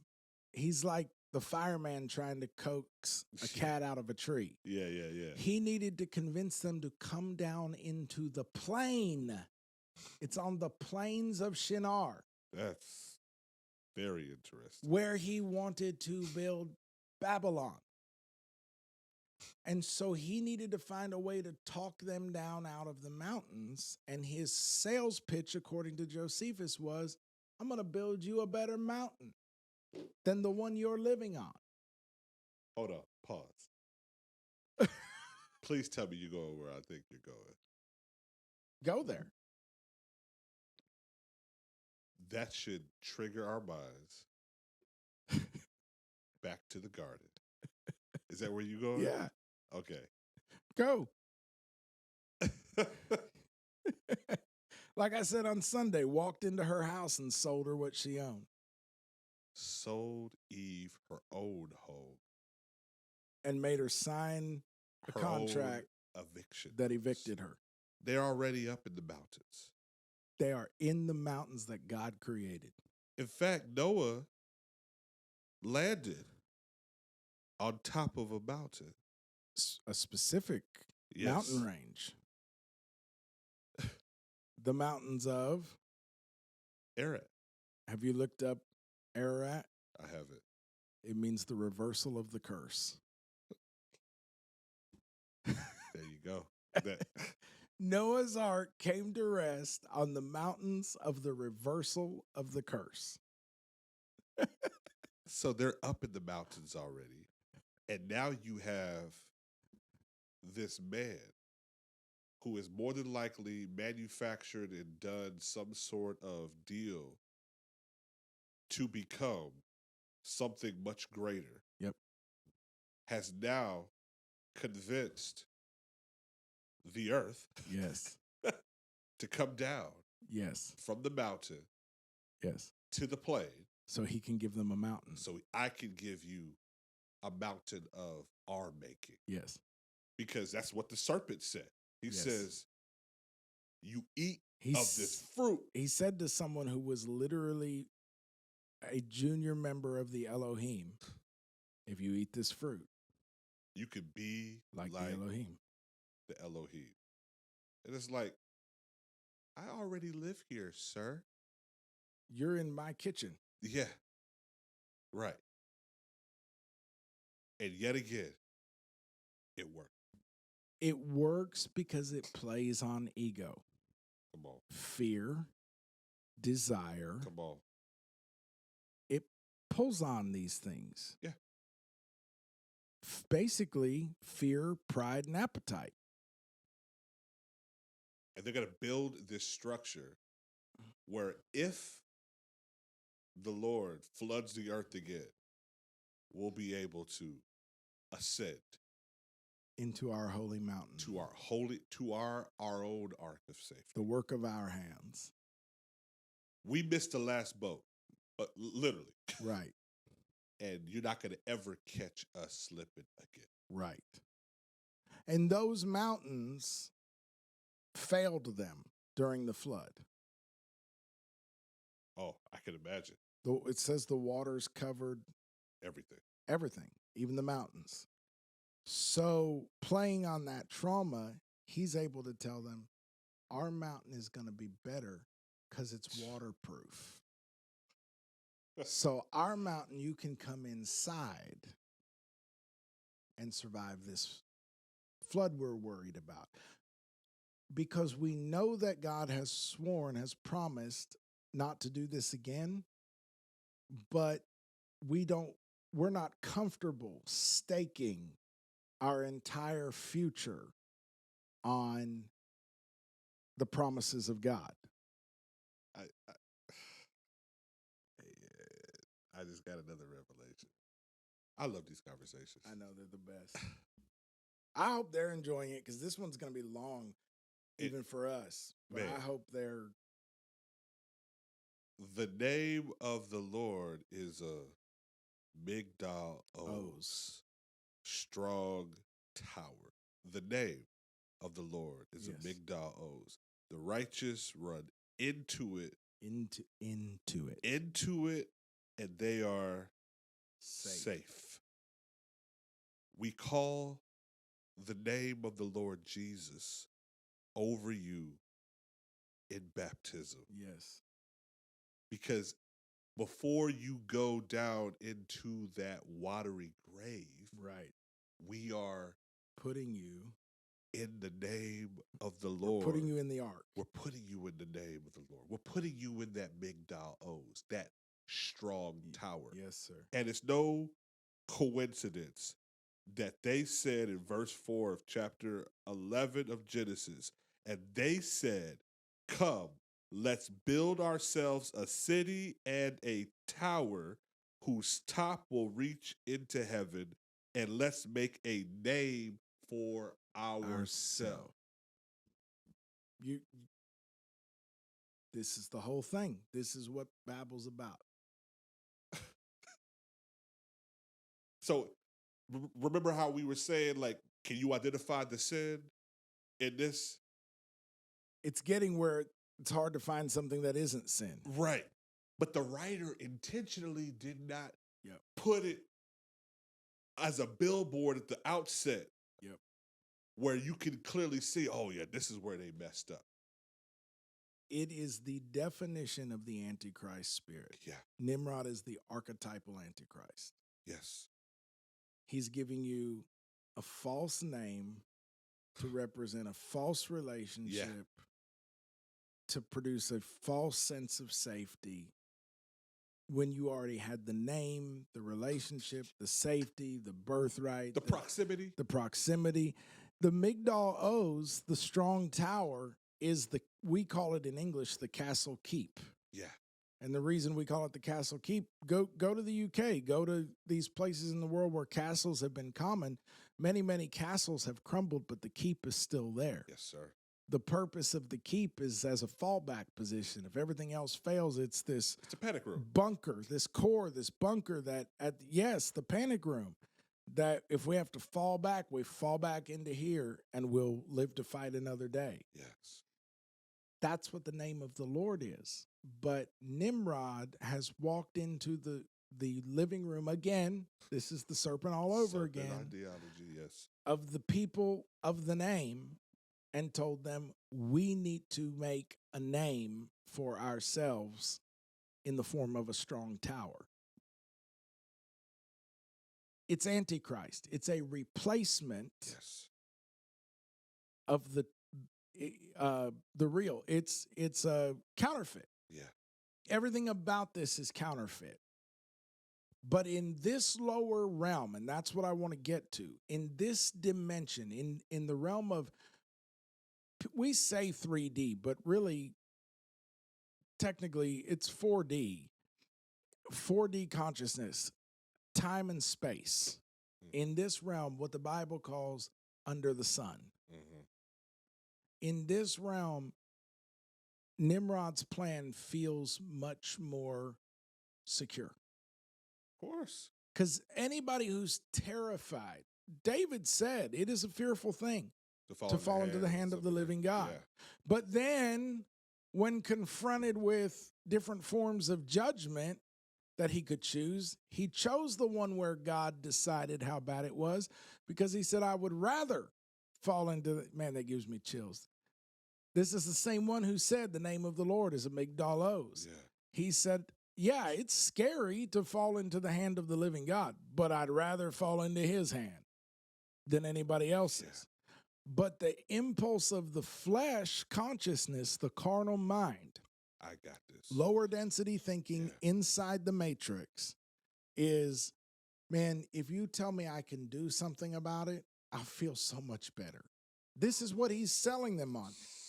Don't leave your family's future into the hand of God. And we're going to talk about, you still have gas in the tank? Oh, yeah. Because I feel like this is the Tower of Babel like we've never heard it. Ever. And so I want people to like get to, even if they have to do it in a couple chunks or whatever, I want them to get it. Mm-hmm. But it's like, bro, this right here is the,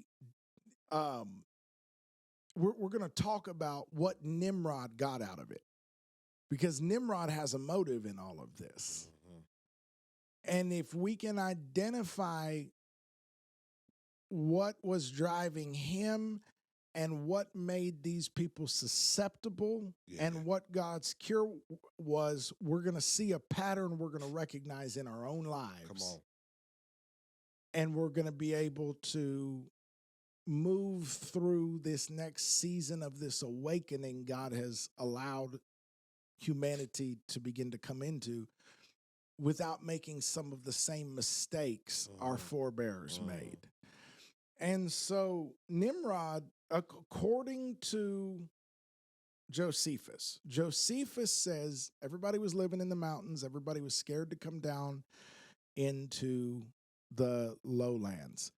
Now, what's interesting is both the Most High and Nimrod wanted the people down out of the mountains, according to Josephus. Uh-huh. So Josephus says that the word of the Lord had come to these people repeatedly, telling them that it was time to spread out through the earth, populate it, take dominion over it, and begin to build families, nations. This is Josephus' account. People can read it. He says that God had repeatedly told the people, okay, like, I gave you a couple generations to like gather yourself after the flood, but now it's back to the creation mandate. He reinstitutes the creation mandate at the altar with Noah.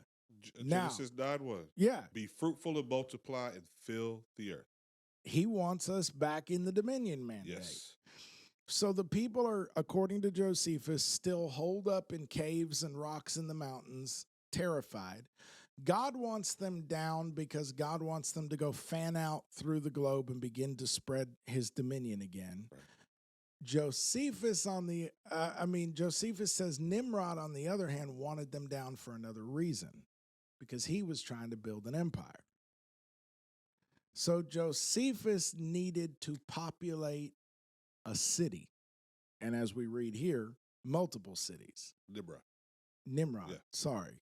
Nimrod wanted to populate a city. Yeah. So God wanted to populate a temple. Nimrod wanted to populate a city. Come on. John Lennox said something, Pastor John Lennox, that I found really profound, and I'm going to quote him again in a minute about something else. I really enjoyed his message about all this. But he said that in many ways the Bible is the tale of two cities. And he just kind of threw it out there as like a passing remark, but it kind of blew me away because I have thought about it, but it crystallized for me when he said that. Yeah. There really is only Babylon and the New Jerusalem. Like, he's always been building Jerusalem. The other side has always been building Babylon. And even earthly Jerusalem has been corrupted by that influence because everything in this realm has been. And so that's why he's building a new Jerusalem out of us, within us, that's going to manifest outward into this realm, coming down. In biblical language, is actually coming down is the same as going out. Yes. Yes. And so this New Jerusalem is going to come down or come out from our midst into the earth. And that's another little key of knowledge for those that have ears. That's another part of the key of knowledge. Down and out are the same, up and in are the same. So, and it's even reflected in our language. You've heard people say they were down and out. Yeah. You've heard people say all up in it. Right. There's echoes of all of this knowledge, even in our language.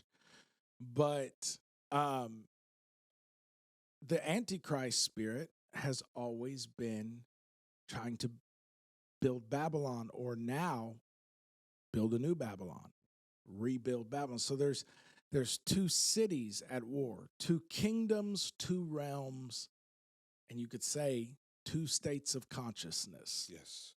At war. Yes. And so God wants to spread Eden consciousness across the planet now that he's renewed the earth through water. And Nimrod wants to spread Babylon consciousness. Let me put it this way. Nimrod is the beginning of the false reality overlay. Nimrod is the architect of the matrix. Josephus says that Nimrod started playing on the fears of the people. Yeah. By promising them not only recovery from the flood and the damage and all of that, but by promising them security against any future potential mishap, and that he promised them that if God ever tried to do it again, if they would help him build this tower, that he would climb the tower and poke his sword in the face of God. Yes. The rabbis say that, and I, take it or leave it, in the Targums, that Nimrod told them that at the top of the ziggurat, the idol that they placed there would point its sword up at God as a warning to let him know, don't mess with us. So you need to understand the ancients were not stupid. They didn't think they were building a tower into the cosmos. They didn't think they were building a tower that was literally going to climb past the second heaven. Right. They understood realms. If anything, we're the ones that don't. Yeah. They didn't think that they were going to get past the galaxies and wind up in the throne room. They understood what we don't, which is that earthly architecture and geometry points at spiritual realities that can bridge the gap between the realm of heaven and the realm of earth. Yes. It's a portal. It wasn't a primitive idea. No. It was a Stargate. Absolutely. Yeah. It wasn't a primitive idea. It wasn't in fact, we're still using the same mechanism now. What Nimrod set out to do was completely logical. It made perfect sense. It was a reasonable strategy. All of that. He was going to accomplish if God left him to it.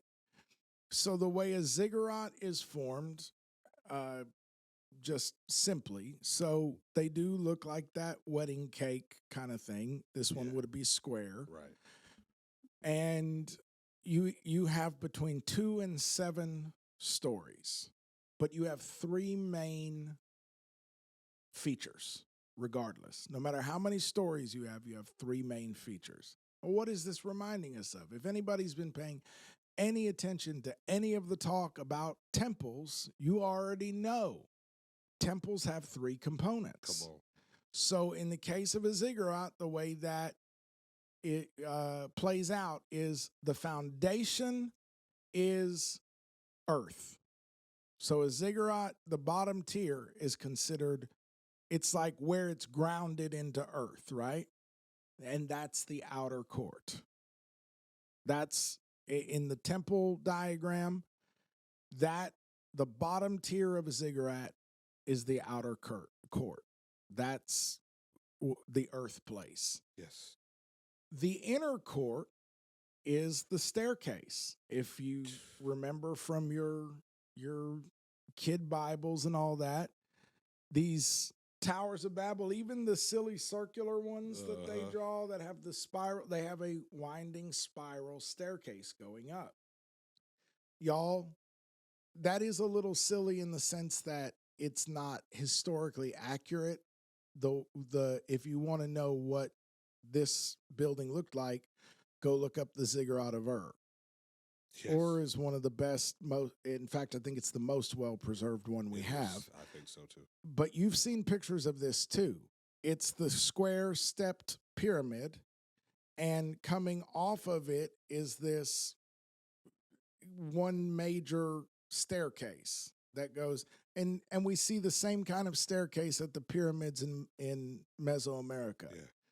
They have that, it's like a ramp with stairs that goes from the bottom to the top.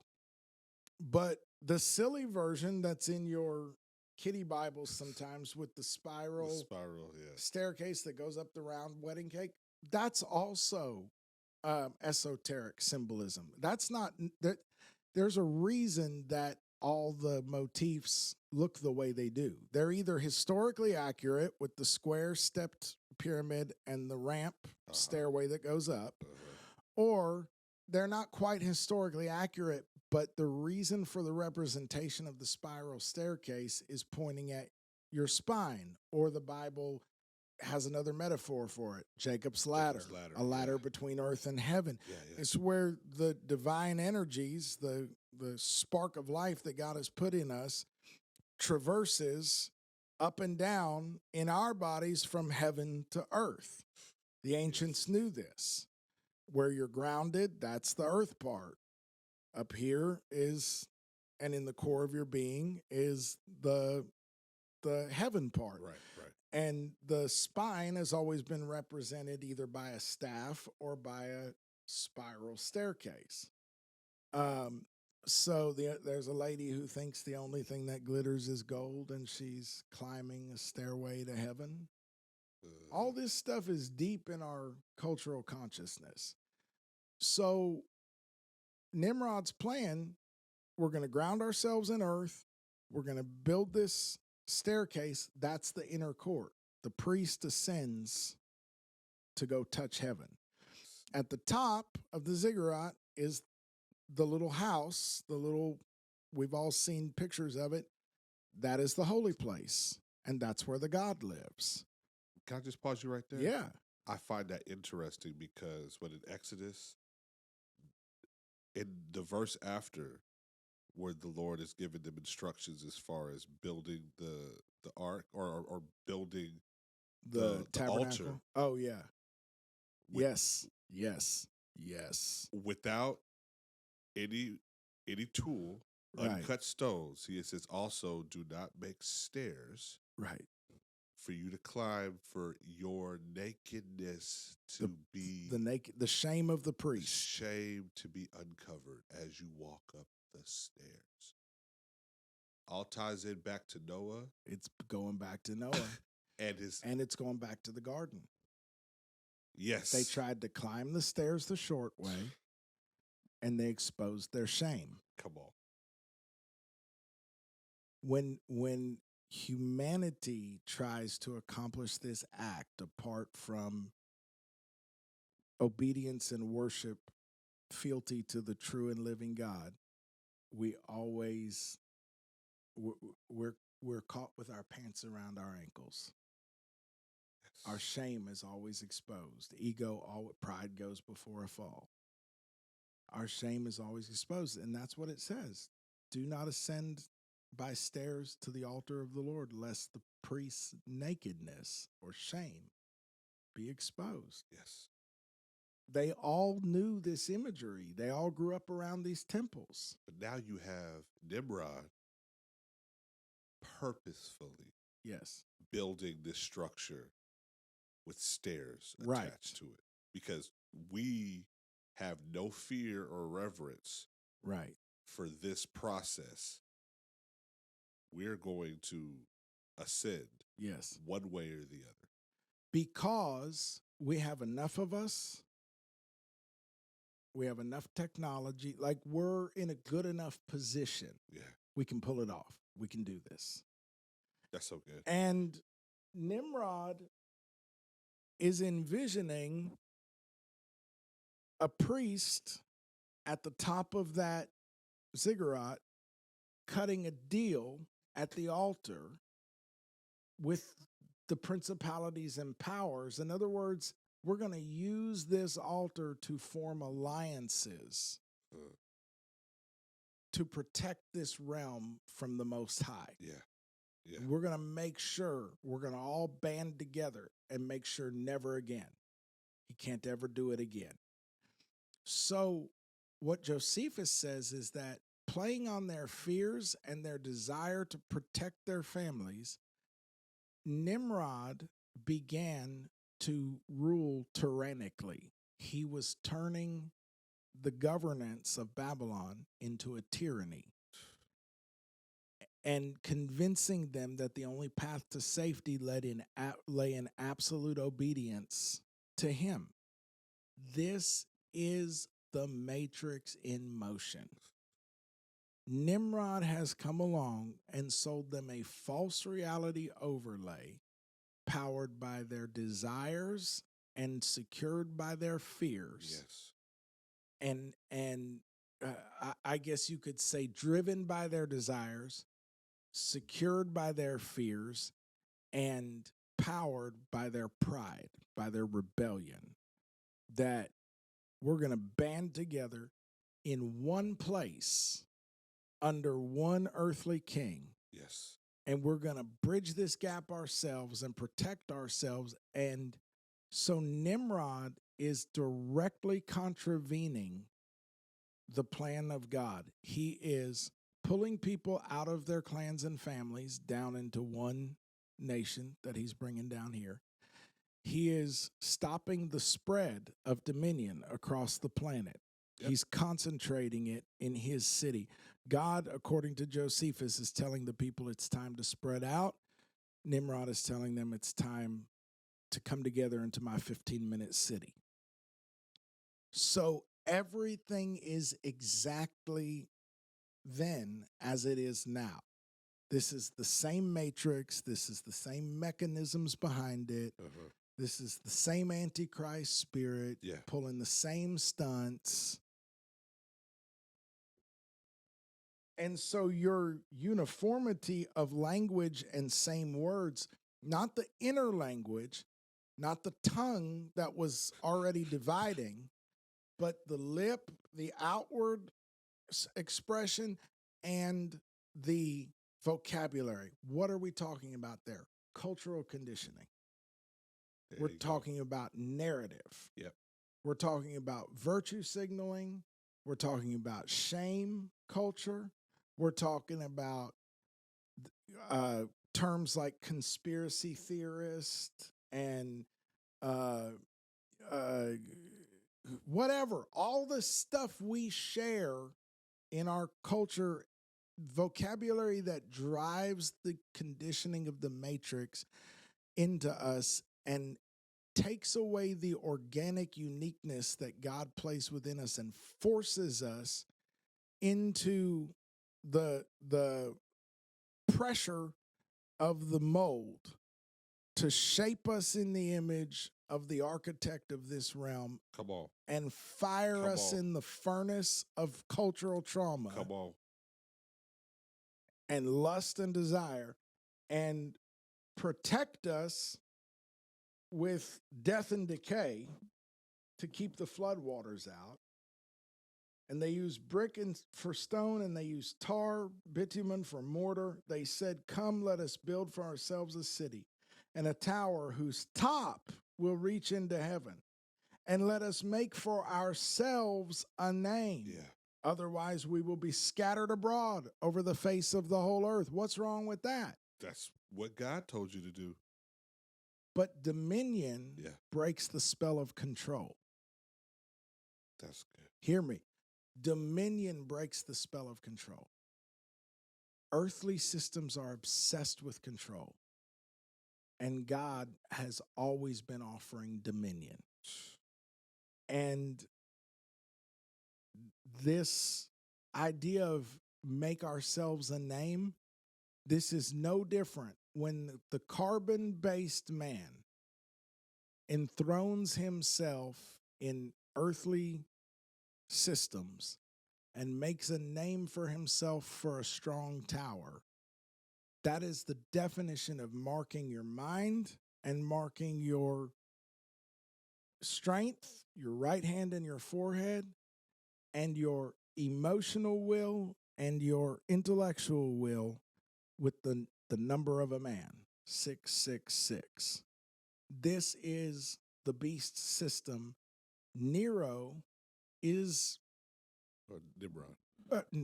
Nero. That With plays Nero, into that plays into fractals. Nimrod is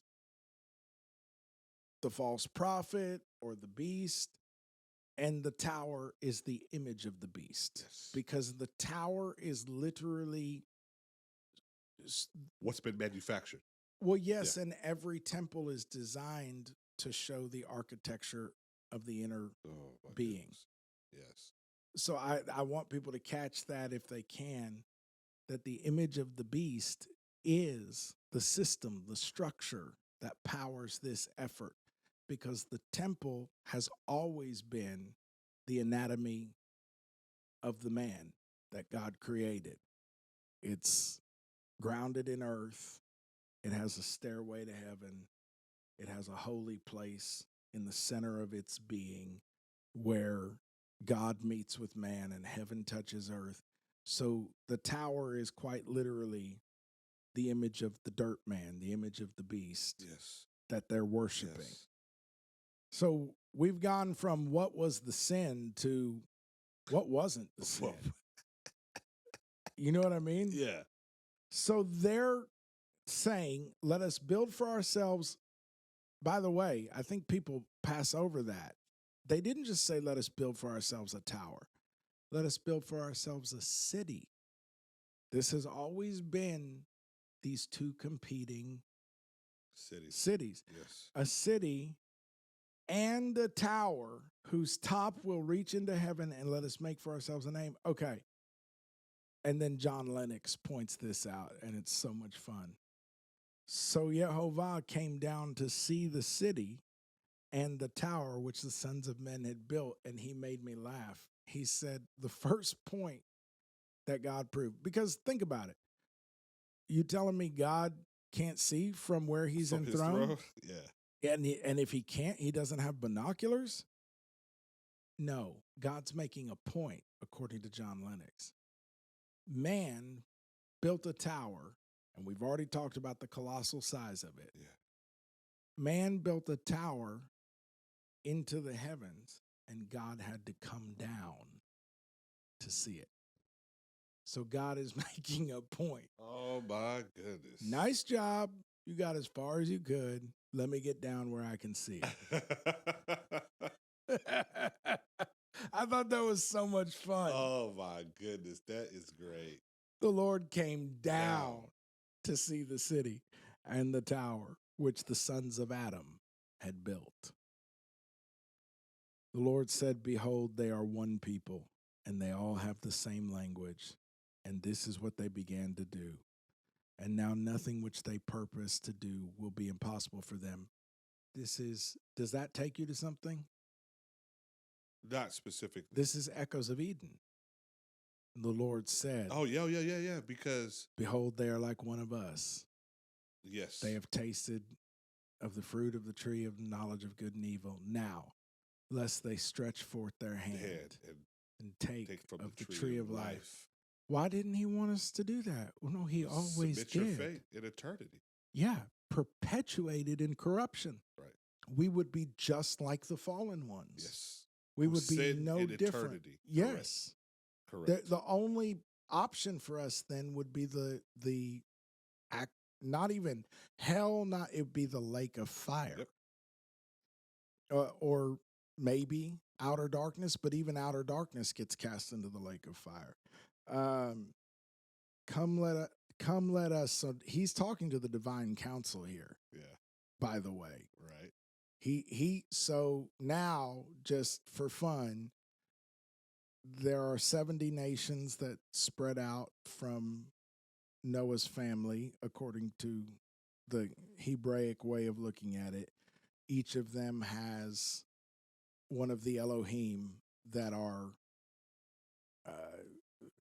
going to rule over them, and God chooses for himself a people out of that. He's talking to them, that group, the Watchers, the Elohim. Come, let us go down. Well, not the Watchers, but the Elohim. Right. Come, let us go down and there confuse their language so that they will not understand one another's speech. We're almost done. What are you looking at? Oh, just how the Most High, like how he talks about that with Psalms 82.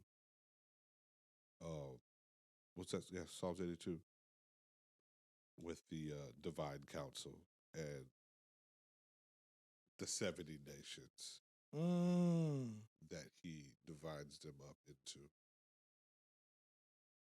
I love how Heiser, he made a great observation saying that this was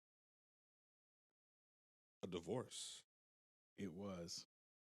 It was like, oh, you don't want me to rule over you. I've already told you what to do as far as repopulating the earth. And so you're still image bearers. Yes. You haven't completely gone the way of Genesis 6. So I'm not going to just destroy you. But I'm not going to rule over you because that's not what you want. Right. So I'm going to set up rulership. I'm just going to scatter you. Yes. And we have, of course, Table of Nations. And so I'm going to set up these Elohim, these lowercase g gods, to rule over you. Yes. And we know they're not going to rule justly. Right. Mercifully. The chaos and devastation that ensues. Yes. And that's why you have in Psalm, was it 82, where you have the Lord in response to that.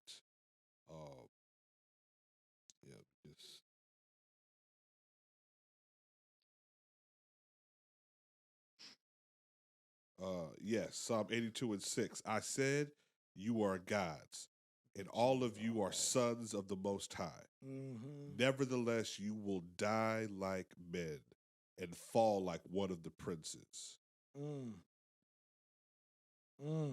God is standing up and putting on his righteous robes and ruling a judgment based upon how these Elohim took their divine mandate to rule. Mm. But, and as you, I just got to just throw out this point. I had read this or saw this today. And I think this is a very Antikemi way of looking at it. You know the first time that the word Hebrew is used in Scripture? Mm. Abraham. In Genesis 14 and 3. Was it? So 3 chapters later. I'm sorry, 14 and 13. Then this is talking about the War of the Kings, right? Yeah. Also, it's very interesting. Remember those kings? Yes. They fall into tar pits. The tar pits.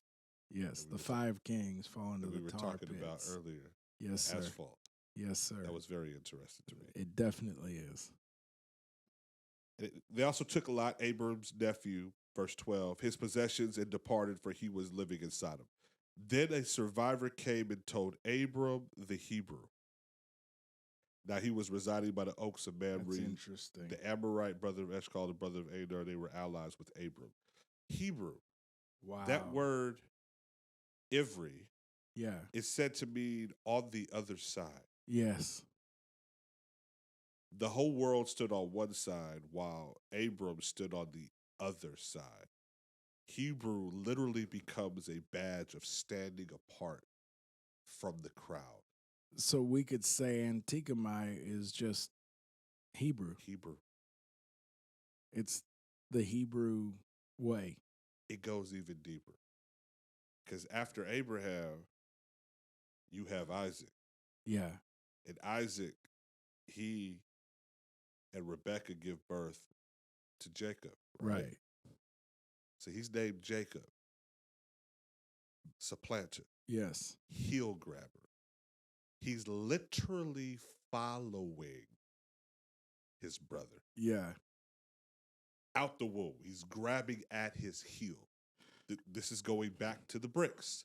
The uniformity. Yeah. He's a follower. Yeah, yeah. I am locked into the mold. And literally what he puts out, it comes back to him. Yes. The deception that he uses to Yes. get the birthright and to get the blessing, it comes back to him. Yes. With Lot, right? And how he is dealing with that.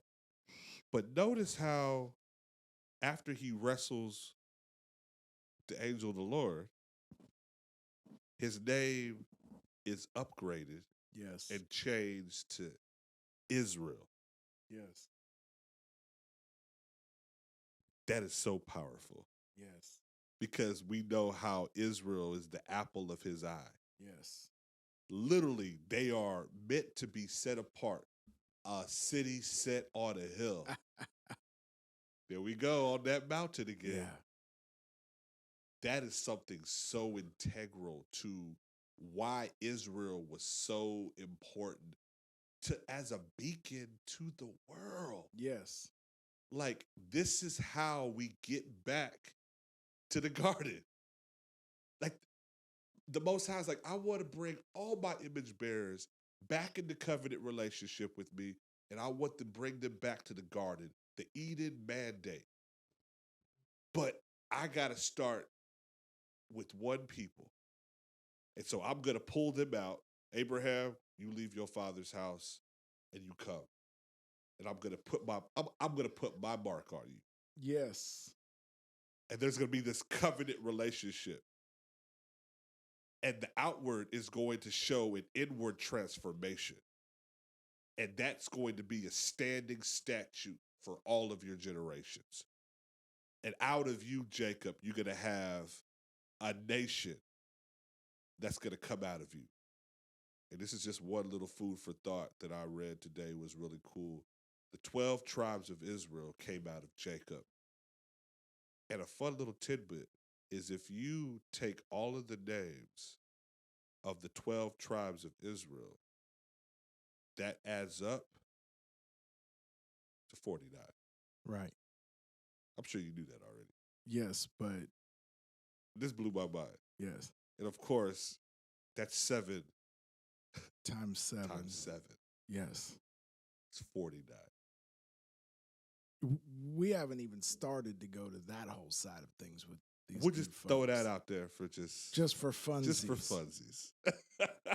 Because that whole layer of things is, yeah, bro. This and what Israel. We say, God prevails because he wrestled with God and man and prevailed. But another very valid way to understand the name Israel is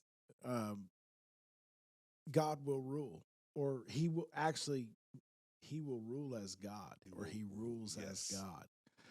So even on that same vein, you can look at the word, I just remembered this, Jew. Yes. You know the first time Jew is used is in reference to Mordecai. Yes. When he refused to bow to Haman. Yes.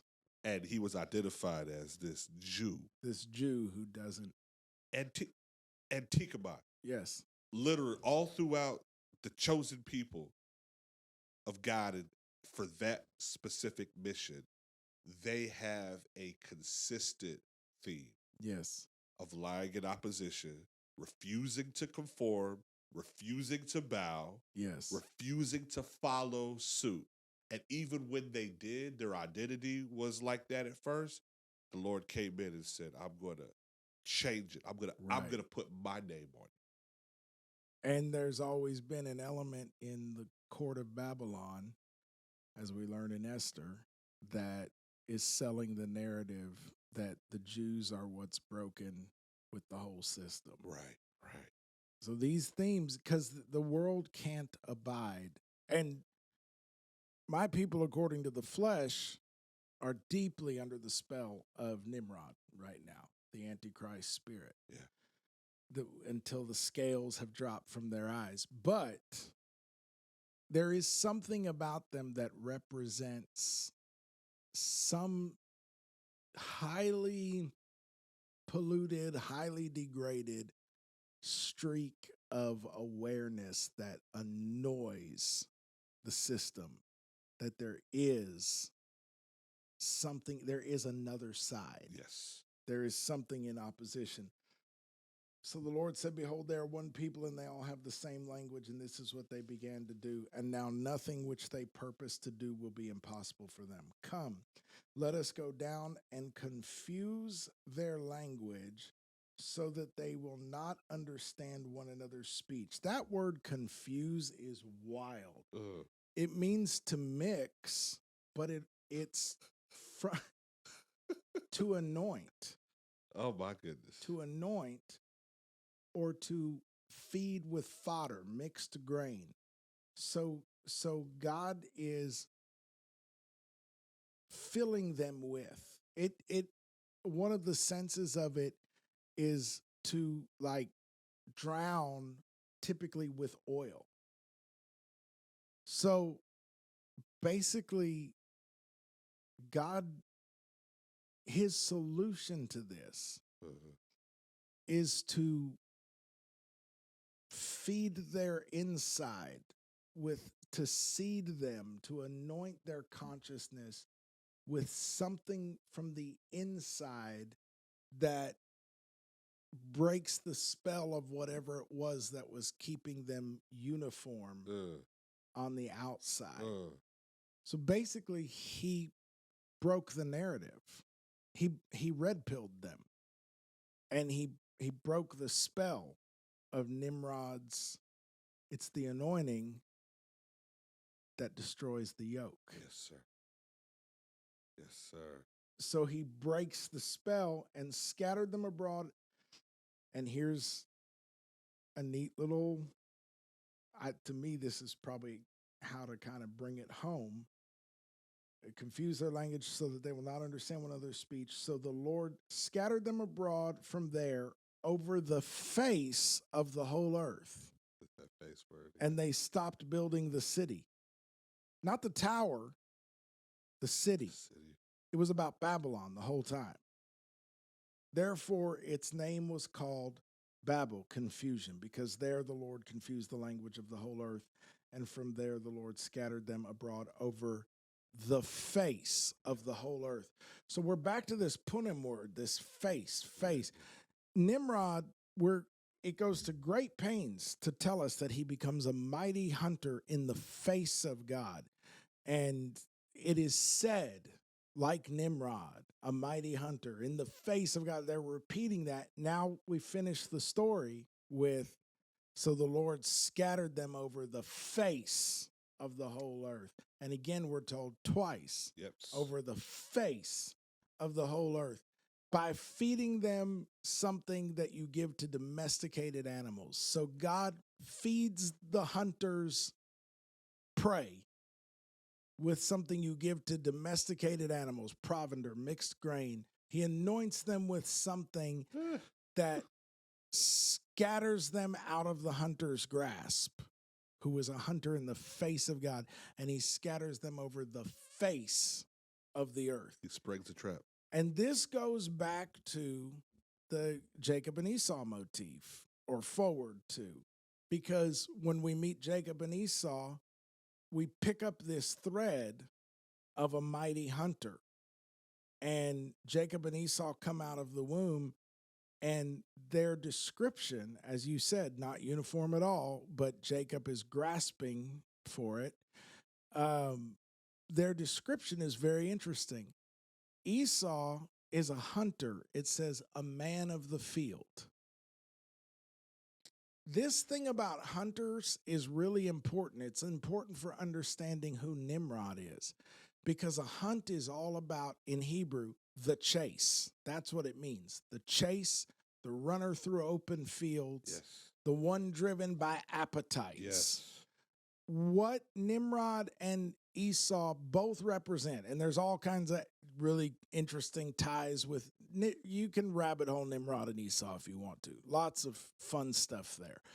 But what Scripture minimally is pointing us at is these are desire-driven. This is humanity in its desire-driven, flesh-driven state. Esau, we're told, is hairy and red all over, pointing at his animal nature and his dirt nature. He's hairy and red all over. He's the most Adam and Adam's son can be. Because that's what Adam means, red. Adam, Edom.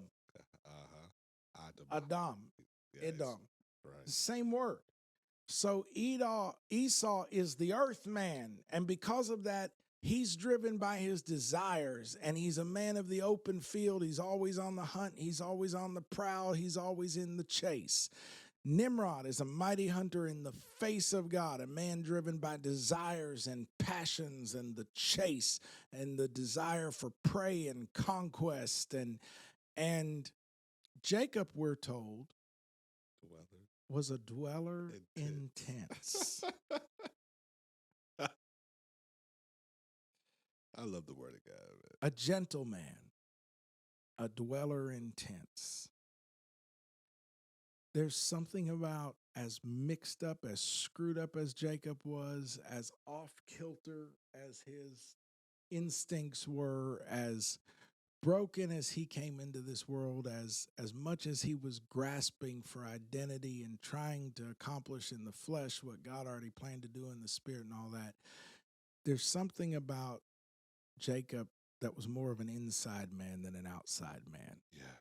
A dweller in tents. If we can just learn how to inhabit the tent that God has given us, how to go inside this thing and be quiet and be gentle and just be in the tent, just be here in this temple. God can do a lot with that, even when we're all kinds of mixed up, all kinds of broken. We get all kinds of things wrong. We succumb to all kinds of impulses, but he really can't use that earthy, desire-driven, hunting, conquesting mentality until it's broken, until it is submitted. David is also called ruddy, red. Yes, he is. David is, if you want to see how redemption looks with this personality, we're told that David had 5 smooth stones. That means that for the most part, he had gotten his 5 senses under dominion. Yes. That's why he was able to strike the Gibor, the hunter, the mighty hunter, in the center of his forehead in the holy place and take off the head of the Antichrist. For the most part, we know highly imperfectly, but David, who also was very interested in tents and tabernacles and temples and palaces, and David, although he was a mighty hunter, a mighty warrior, he commanded mighty hunters and mighty warriors, he also was a man of the tents. He also was a dweller inside. And even though he's very earthy, very ruddy, very given to passion and desire, he brought it under subjection for the most part, and was able to live his life in the presence of the living God. He went inside. Those who dwell in the secret place of the Most High shall abide in the shadow of the Almighty. I will say of the Lord, He is my shelter and my fortress, my Migdal Oz, my God in whom I will trust. So if you want to see what redemption can look like for a Nimrod, for an Esau, that will break and repent and submit that earth nature, that red man to God. Red man in the biblical context means something totally different than it does in our culture. That if you want to see what that earth man can look like in submission, David is our example. He's the one that came out red and finished up right. But these other guys with that same instinct, that same drive, they never got those 5 kings. They never got those 5 senses, those 5 smooth stones under control. And so Nimrod and Esau both fell prey to that animal nature. But Jacob, for all his problems, was a dweller in tents. And because he learned how to go inside and be still, God was able to transform him and use him and turn him into an expression of the rule of God in the earth and perpetuate the Antikemi. I love that. The Hebrew, the liar on the opposite side way through his lineage. And so Nimrod, as far as we know, didn't get there. Esau tried, but he didn't get there.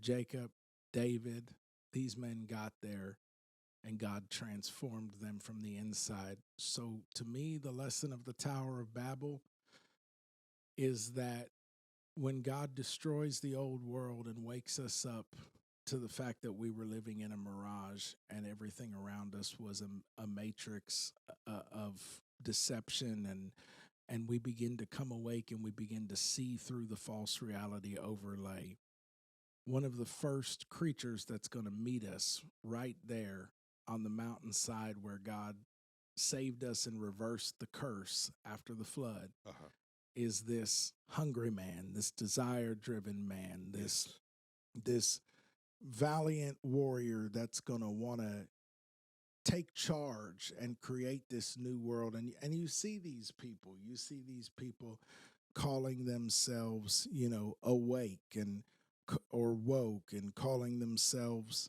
I'm not a sheeple anymore. I'm not a sheep. And you see these people, trying to rise up and fix it.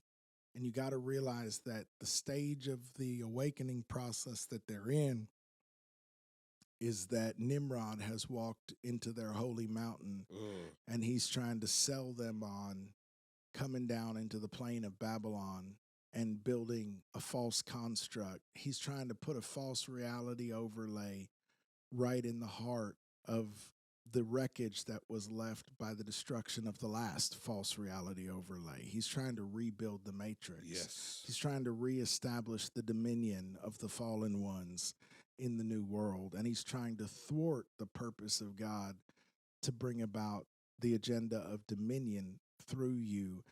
And so this is the guy that hungers for all knowledge. This is the guy that hungers for all insight. This is the guy that hungers for the kind of knowledge that puffs up and wants you to rabbit hole until 4 a.m. every morning and fall into a frequency of fear and anxiety and outrage. And you can always tell when Nimrod is baking the bricks, because he's always going to try to get you mixed up in a tribe of like-minded, awake people who all have rallied around some cause of what they see that caused them to see through the matrix, and everyone that's not in their camp is a moron. Everyone that doesn't see what's happening is a moron.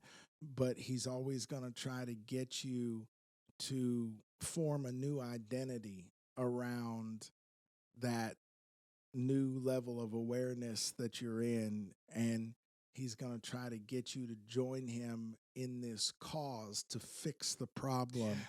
He's going to try to get you hungry to do something about this, and so it's going to lead to Nimrod is feeding the flames and baking the bricks. When the more you learn, listen to me, I know you've been with us a long time, but please hear this. If you're following an influencer, that's a strong word, influencer. Yeah. If you're following an influencer who is constantly telling you that they are the only one telling you the truth about the Matrix, and everyone else is, for whatever reason, just doesn't seem to care, just doesn't seem to see it, doesn't seem to be willing to stand up and say it. But all it leads to is you needing to be on tomorrow's episode of their show, and tomorrow's episode of their show, and tomorrow's episode of their show. And you wind up in the comments section of every video and post you see being a keyboard warrior. You're in their tribe and you're fighting for their cause and you're defending them. But you never know what to do until they tell you what to do. You don't know what to be outraged about until they tell you what to be outraged about. You don't know what to believe until they tell you what to believe. You can't see through the matrix. They see through the matrix, and they tell you you're smart for knowing that they see through the matrix and for following them, but it only ever leads to a perpetual fire of the need to know more, to feed the hunger, to get a hit for the addiction. The Bible has a word for that. It's called the bottomless pit. The Bible has a word for that. It's called Gehenna. The unquenchable fire. The Bible has a word for that. It's called the worm that never dies. Never dies, yeah. You're living in hell because you saw through hell. You're living in the inception of hell. Daniel 12 says that you are one of those who have awoken to everlasting shame and contempt. And what you need to do, because that's still dirt consciousness, that's still the low animal, it's just a higher level of the same thing, or a lower level, depending on how you want to look at it. Your awareness has increased, but your wisdom hasn't come with it. And so what you need to do is let the Spirit of the living God breathe the breath of life into your nostrils. You need to be still. You need to go inside and dwell in your tent. You need to be quiet and come into the holy place and sit in the presence of the living God. Tell activities to cease. Tell thought, just dismiss it as it comes until it quits coming. And be still and know that I am God. And you need to let him breathe the breath of life into you, because Nimrod is the first giant you're going to meet on your journey out from the wreckage site. When the flood of truth destroys the old world, you're going to run into some key figures. You're going to run into some hams that are going to play on your weaknesses and your vulnerabilities as this new level of consciousness comes online in your life and you drink the new wine. And then you're going to run into some of his descendants that are going to try to play on your fears, your desires, your lower impulses. And all it is an attempt to pull you not only back into the world you just left behind, the kingdom you just left behind, but deeper than you ever were. And so you need to let God anoint you from the inside out Yes. break that yoke, Yes. break the spell, and disperse you into your assignment of dominion on the face of the earth, where you will be unified in one mind with everyone that is in his kingdom, but you will be uniform with no one. You will be the only you there is. You will be the only version. You are a fractal of God that shows the glory of God in a way that no other fractal does. You are a snowflake. You are a diamond. You are totally Truly unique yeah. to you. That's so powerful. So that's what Babel is. That's what Babel is. Babel is climbing the tower of consciousness in an unapproved format that is caught up in the lust of the flesh, the lust of the eyes, and the pride of life, fear and desire. The echoes of Eden, but in all the wrong ways. Yeah. My goodness. Well, if you have stuck around this long, I mean, I know that you have taken some serious value because we went in. until next time, Until next time, we love you. live Antikemi. Live Antikemi. Or be Hebrew. Be Hebrew. I love it, bro.